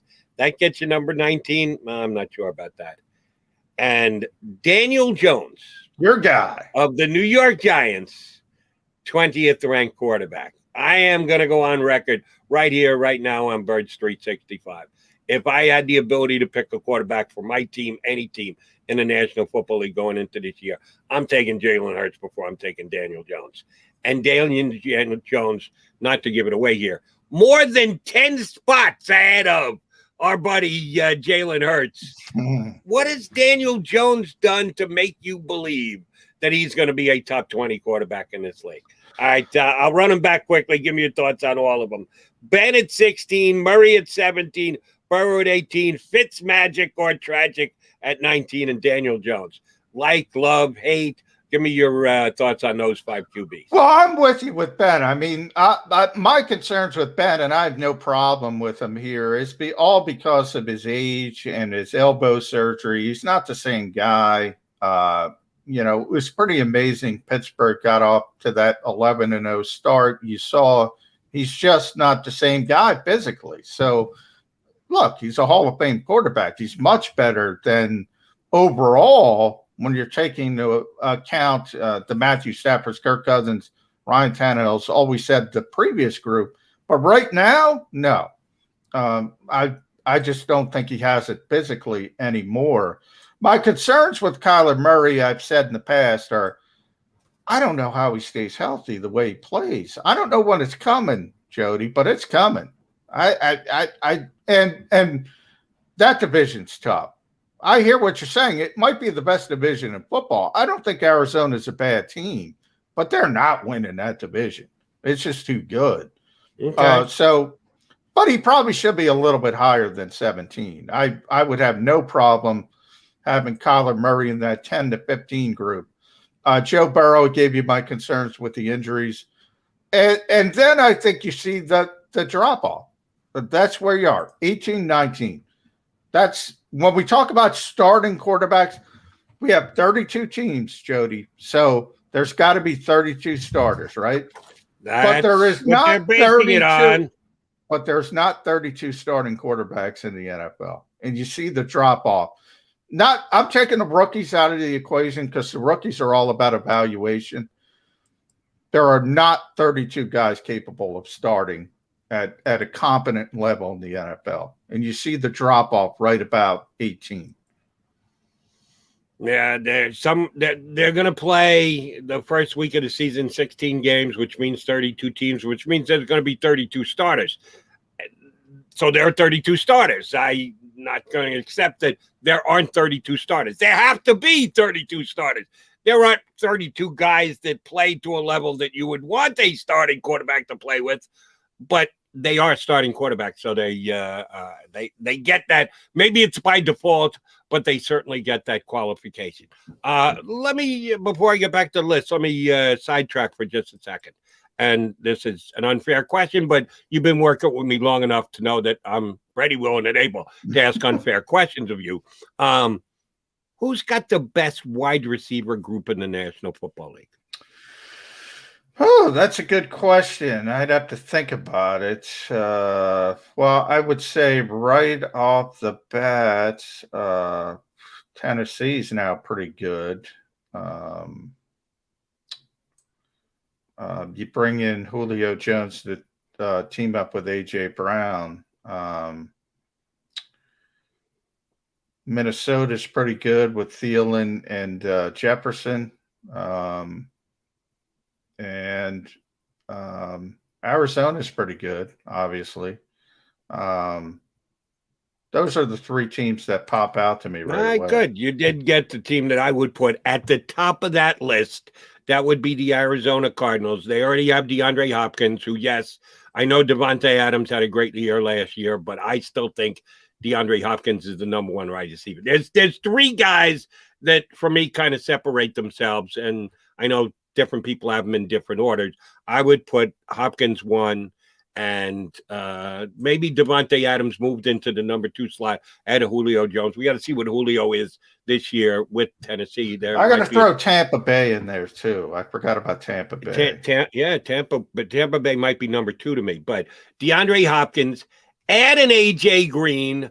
Andy Isabella is a great slot wide receiver. Christian Kirk, second-round pick just a couple of years ago. And Rondell Moore, who they drafted this year, who I was very high on coming into this draft. I think Arizona's got the best receiving core in the National Football League. That's why I'm as high on their quarterback as I am coming into the season. I think he's very good, but I think he's got serious weapons. Not the Eagles in that top wide receiver group?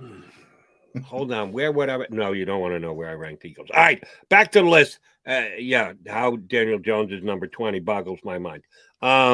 Trevor Lawrence at 21, purely speculation, good speculation because he was the unquestioned number 1 pick. Jimmy G from San Francisco, 22. Carson Wentz, 23. All right, here's where they come in with Carson. Pro Football Focus. They didn't crunch the numbers and have him in the low 20s/high 30s. Carson Wentz at number 23. The combo Saints quarterback at 24, Taysom Hill and Jameis Winston.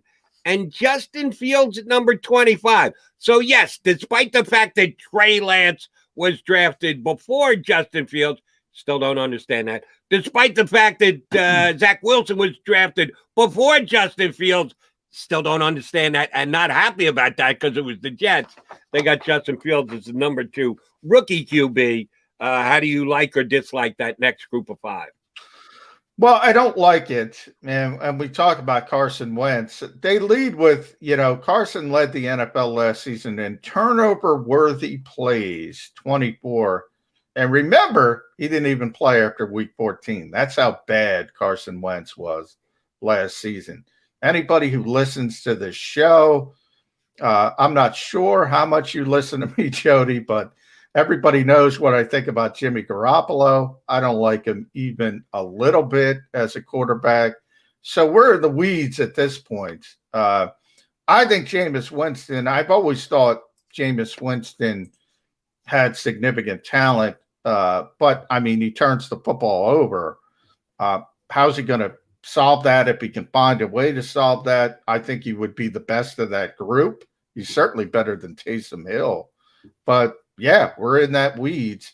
And, I'm putting Trevor Lawrence aside. I think Trevor Lawrence is going to be a star.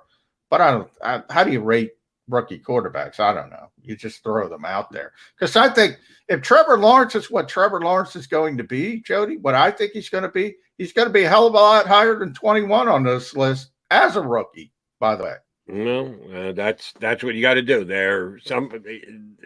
You can't just leave him out. If he's a starting quarterback, you got to put him somewhere on the list. So you got to project. If you're going to call the list starting quarterback, he's going to start. You're going to project, put him higher then. To slot him in. If you would have him higher, good for you. You got some nerve. Yeah, but that's where they put him in.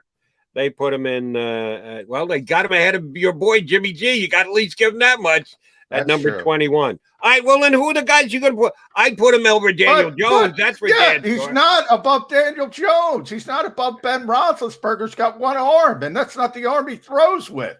Come on. Show some courage in your conviction. Yeah. If he's the best prospect since Peyton Manning, let's treat him like the best prospect since Peyton Manning. I'm rooting for Ben to have one more season, so I'm not ready to bury him if you're putting him behind a rookie quarterback. Ryan Fitzpatrick, even a number 1 overall draft pick rookie quarterback, I think you're officially burying him, and I'm not ready to bury him. So we shall see. All right, 26 through 30. Jared Goff, 26. Cam Newton, 27. Sam Darnold, 28. Tua Tagovailoa, 29, and Zach Wilson, rookie quarterback, New York Jets, 30. There's 2 names I haven't mentioned yet, Johnny Mac, and we'll get to them in just a second. What do you think of 26 through 30? I think I don't want to be the Detroit Lions, the New England Patriots, the Carolina Panthers, the Miami Dolphins, and the New York Jets. No, I think the Jets are fine long-term with Zach Wilson, but obviously, it's going to take a little bit. I don't think he's in the same category as a Trevor Lawrence, so he's going to have some troubles. I'm concerned, way more concerned than you about Tua. We've talked about that in the past, so I have no problem where he is. Way too many turnover-worthy plays as well. Plus, I have concerns over his injury. Tua? Yeah. I don't think he's the same guy. Tua's issue was he didn't throw the ball down the field. Everything was dink and dunk. He didn't turn the ball over. He didn't have turnover-worthy plays. 13 of them, according to Pro Football Focus. Yeah, 13. That's a big number. They got to clean the stuff off their cameras up. They're seeing shit that I'm not seeing. And by the way, when you do throw underneath and you have all those turnovers, it makes it worse, by the way. That's part of the concern. That's part of the issue. As far as Sam Darnold, he might be the most interesting quarterback to me in the entire NFL because I thought he had talent and I thought he was ruined by Adam Gase. And can you recover? Ryan Tannehill did it. So I think there's at least some optimism with Carolina. Cam Newton, we talked about Cam yesterday. We were talking about rushing touchdowns. I just think the guy's physically done, just like Ben Roethlisberger. And then Jared Goff is Jared Goff. I think he's the best of that group. I'd say that. It's not good when you get down this low. It's going to be very interesting with Sam Darnold from a Panther perspective. Because Brady, the coordinator from LSU, who was the guy who engineered the phenomenal season that Joe Burrow had, jumps up from LSU to get a coordinator spot on the NFL level with Carolina last year. Teddy Bridgewater to work with wasn't a superior talent last season. So I would say Brady's first year as a play caller, offense coordinator in the NFL, more of a to be determined than anything else. I don't think you can look at it and go, yep, he's a genius, or, oh, they were reaching by making him at that age, making him an offensive coordinator. I think he got an incomplete for the season. Much harder grade this year. With a talent like Sam Darnold taking over, he's got to be able to mold him and get plenty out of him this year. Very interesting to see how that works out.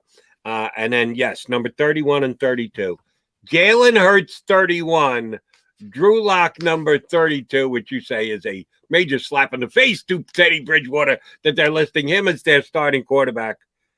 How much higher is Hurts going to be than 31? If you, and I, the way I've been defending him, I believe he's going to be better than that. How high is high for Hurts?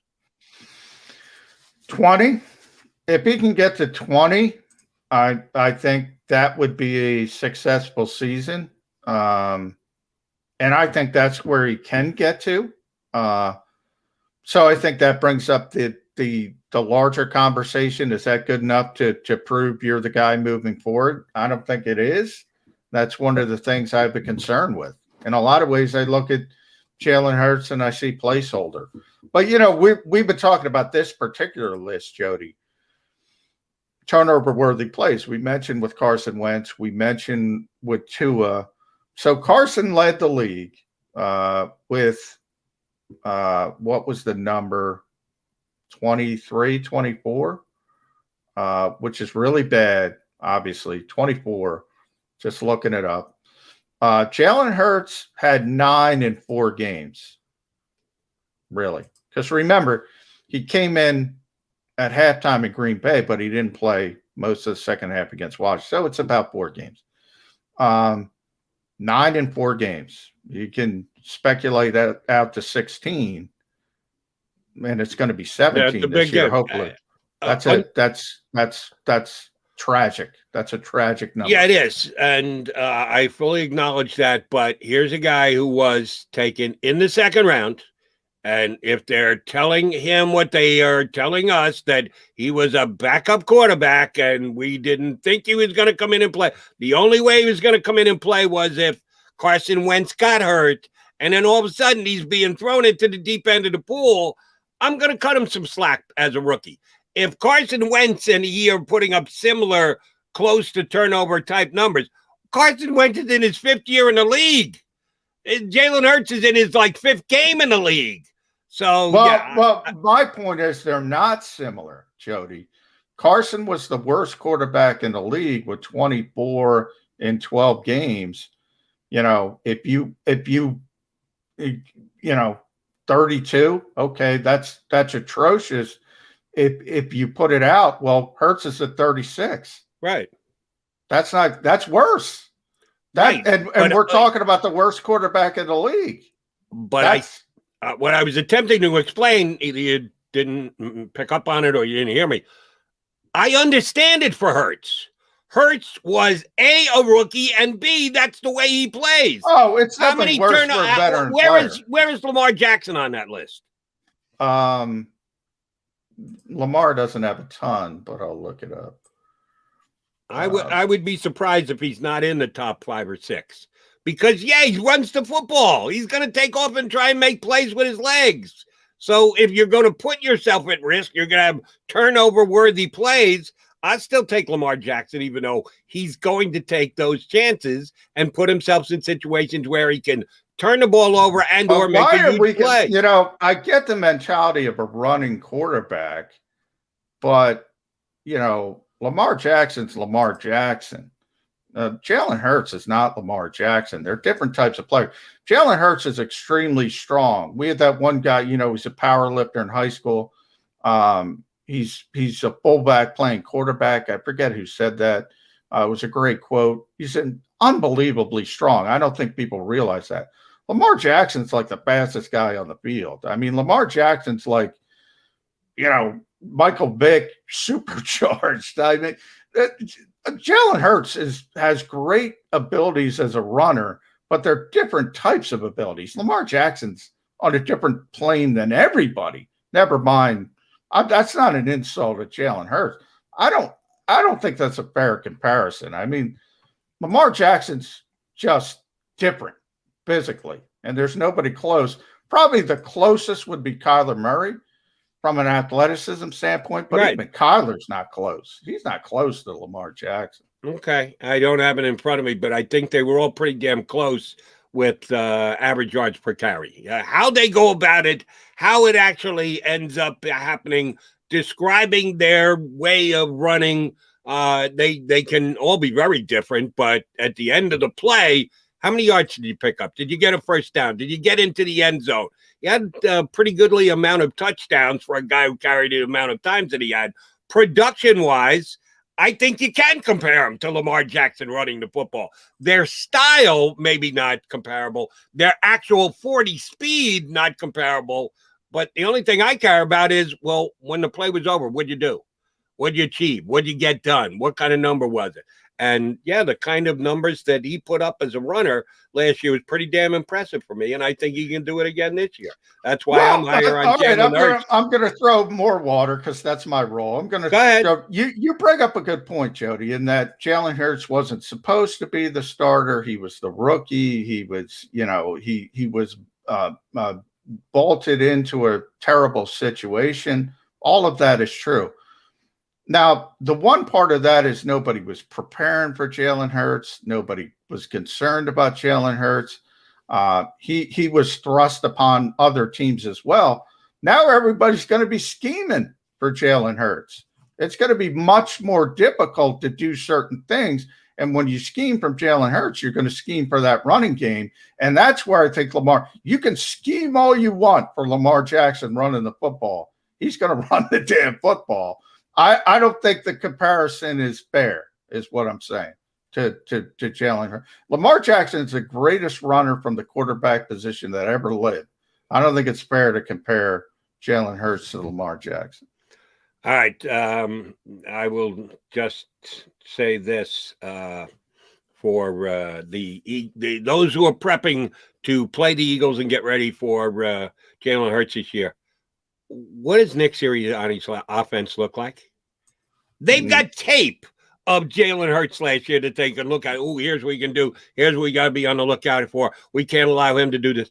We got no idea what Nick Sirianni's going to do. We don't know how he is going to incorporate Jalen Hurts' skills for this upcoming season. So, yeah, there's a little bit more knowledge out there about Jalen Hurts in the National Football League than before he took his first start. But whole new system. Maybe Nick Sirianni's got a game plan that neither you nor I have come up with, McMullen, that's going to tap into Jalen Hurts' skills. You're probably right early in the season, Jody. But, I mean, what are you getting? Maybe 2, 3, 4 weeks?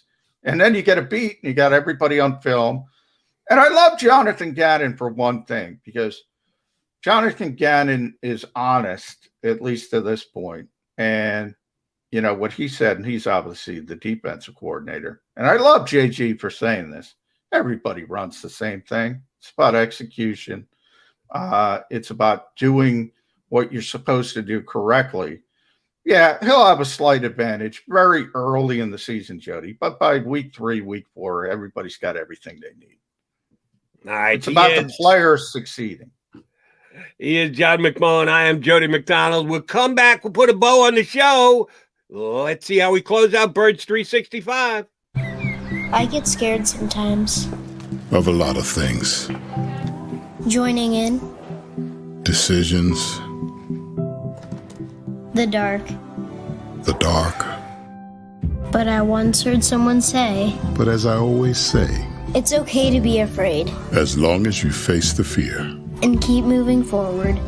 Wherever you are in life, count on the name trusted in insurance for over 80 years. Independence Blue Cross.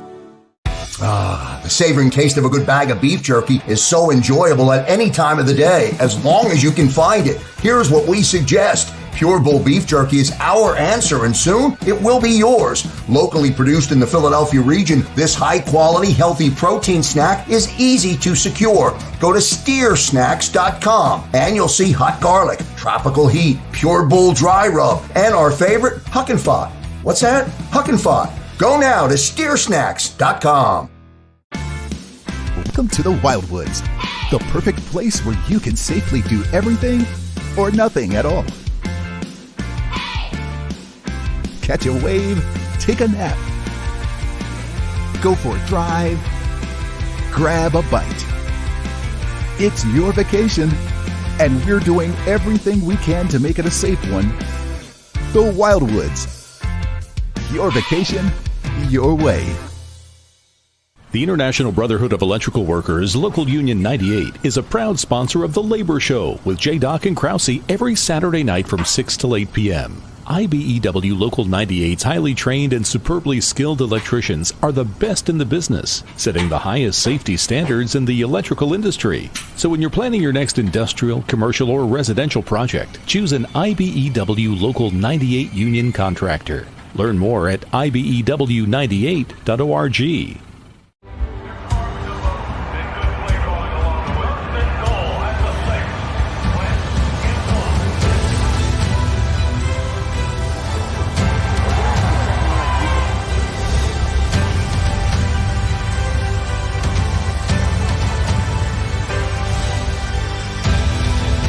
Field of life, First Trust Bank is there for you. Champions on 3. 1, 2, 3. Because Philadelphia dreams deserve a Philadelphia bank. This is a key. It's a family tree. It's a pair of wings. It's a secret handshake. And a ticket to anywhere in the world. It's more than a uniform. It's the door to a world most people only dream of. There's strong, and then there's Army Strong. Try it on at GoArmy.com.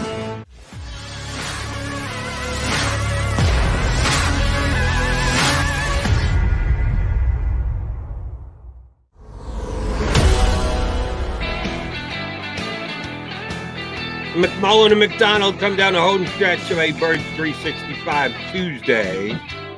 We're talking a lot about quarterbacks. Jalen Hurts, rated by Pro Football Focus, is the 32nd best starting quarterback, 31st best starting quarterback. There are only 32 starting quarterbacks in the league, which by the way, me. Jody, I didn't ask you. I got to get you on record. What do you think the ceiling is? How high, when you look at that list, who should Jalen Hurts be ahead of? Well, certainly Daniel Jones. Yeah, poor Daniel. Yeah, you know I'm not a Daniel Jones fan. I think he'd be better than Ryan Fitzpatrick. I understand what Fitzpatrick is. Fitzpatrick is an amazing player. God bless him. He's been around forever. He's a really interesting guy, and he's a good dude. I have buddies who cover the Jets day in, day out basis, and he said he was always ready to answer the questions, didn't shy away from tough questions, was a good dude to talk to and the like. So I like the guy, but it doesn't mean I have to like his play and the fact that he is woefully inconsistent. I'd rather have Jalen Hurts entering the season than Fitzpatrick. That's just my take. I think he can be better than Darnold. I think he can be better than Cam. I'm with you. Cam, MVP level player. Some people could make an argument as a Hall of Famer. I don't think he's quite that. Same thing as Eli Manning. I'm tough on Hall of Famers. But if you compare him to some other quarterbacks who are in the Hall of Fame, Cam Newton compares very favorably. I think he's done. I don't think he's got anything left in the tank. So I would take Jalen Hurts over him. You know how big a Fields fan I am, and I think he's going to hit the ground running. So, I think Fields is – and if I were the Eagles, I would have drafted Fields. They chose not to. That was your Soapy's choice. Yeah, it really was. Devontae Smith, Justin Fields. I love them both. And that guy who's going to be the starting quarterback, you might have heard of him, Indianapolis Colts this year, reuniting with I think Jalen Hurts is going to have a better year than Carson Wentz. Even with the great Frank Reich, who brought the Super Bowl to Philadelphia. Where's the statue for Frank Reich? Eagles roster this year, Colts roster this year. Who's going to have a better year than Devonta Smith? Nobody. Right. He steps in this year for the Eagles and is a better wide receiver than any wide receiver the Colts have.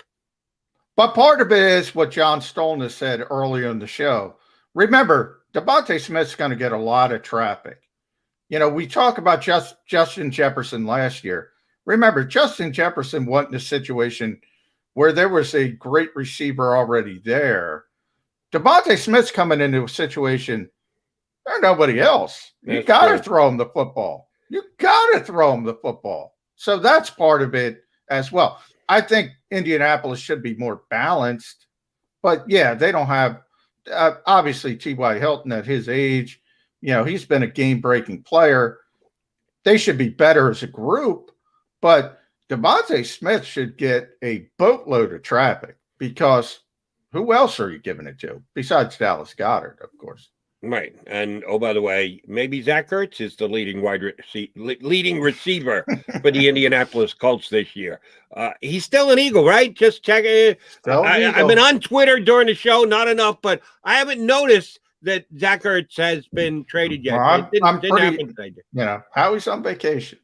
Howie and everybody else. Hey, but speaking of which, we don't know who we're having on the show tomorrow. But you got Jack McCaffrey lined up already for Thursday. And Kim Jones of the NFL Network said she'll come on with us on Friday. So we do have a couple of guests in slots for the rest of the week. But we got nobody yet for tomorrow. Right, Johnny?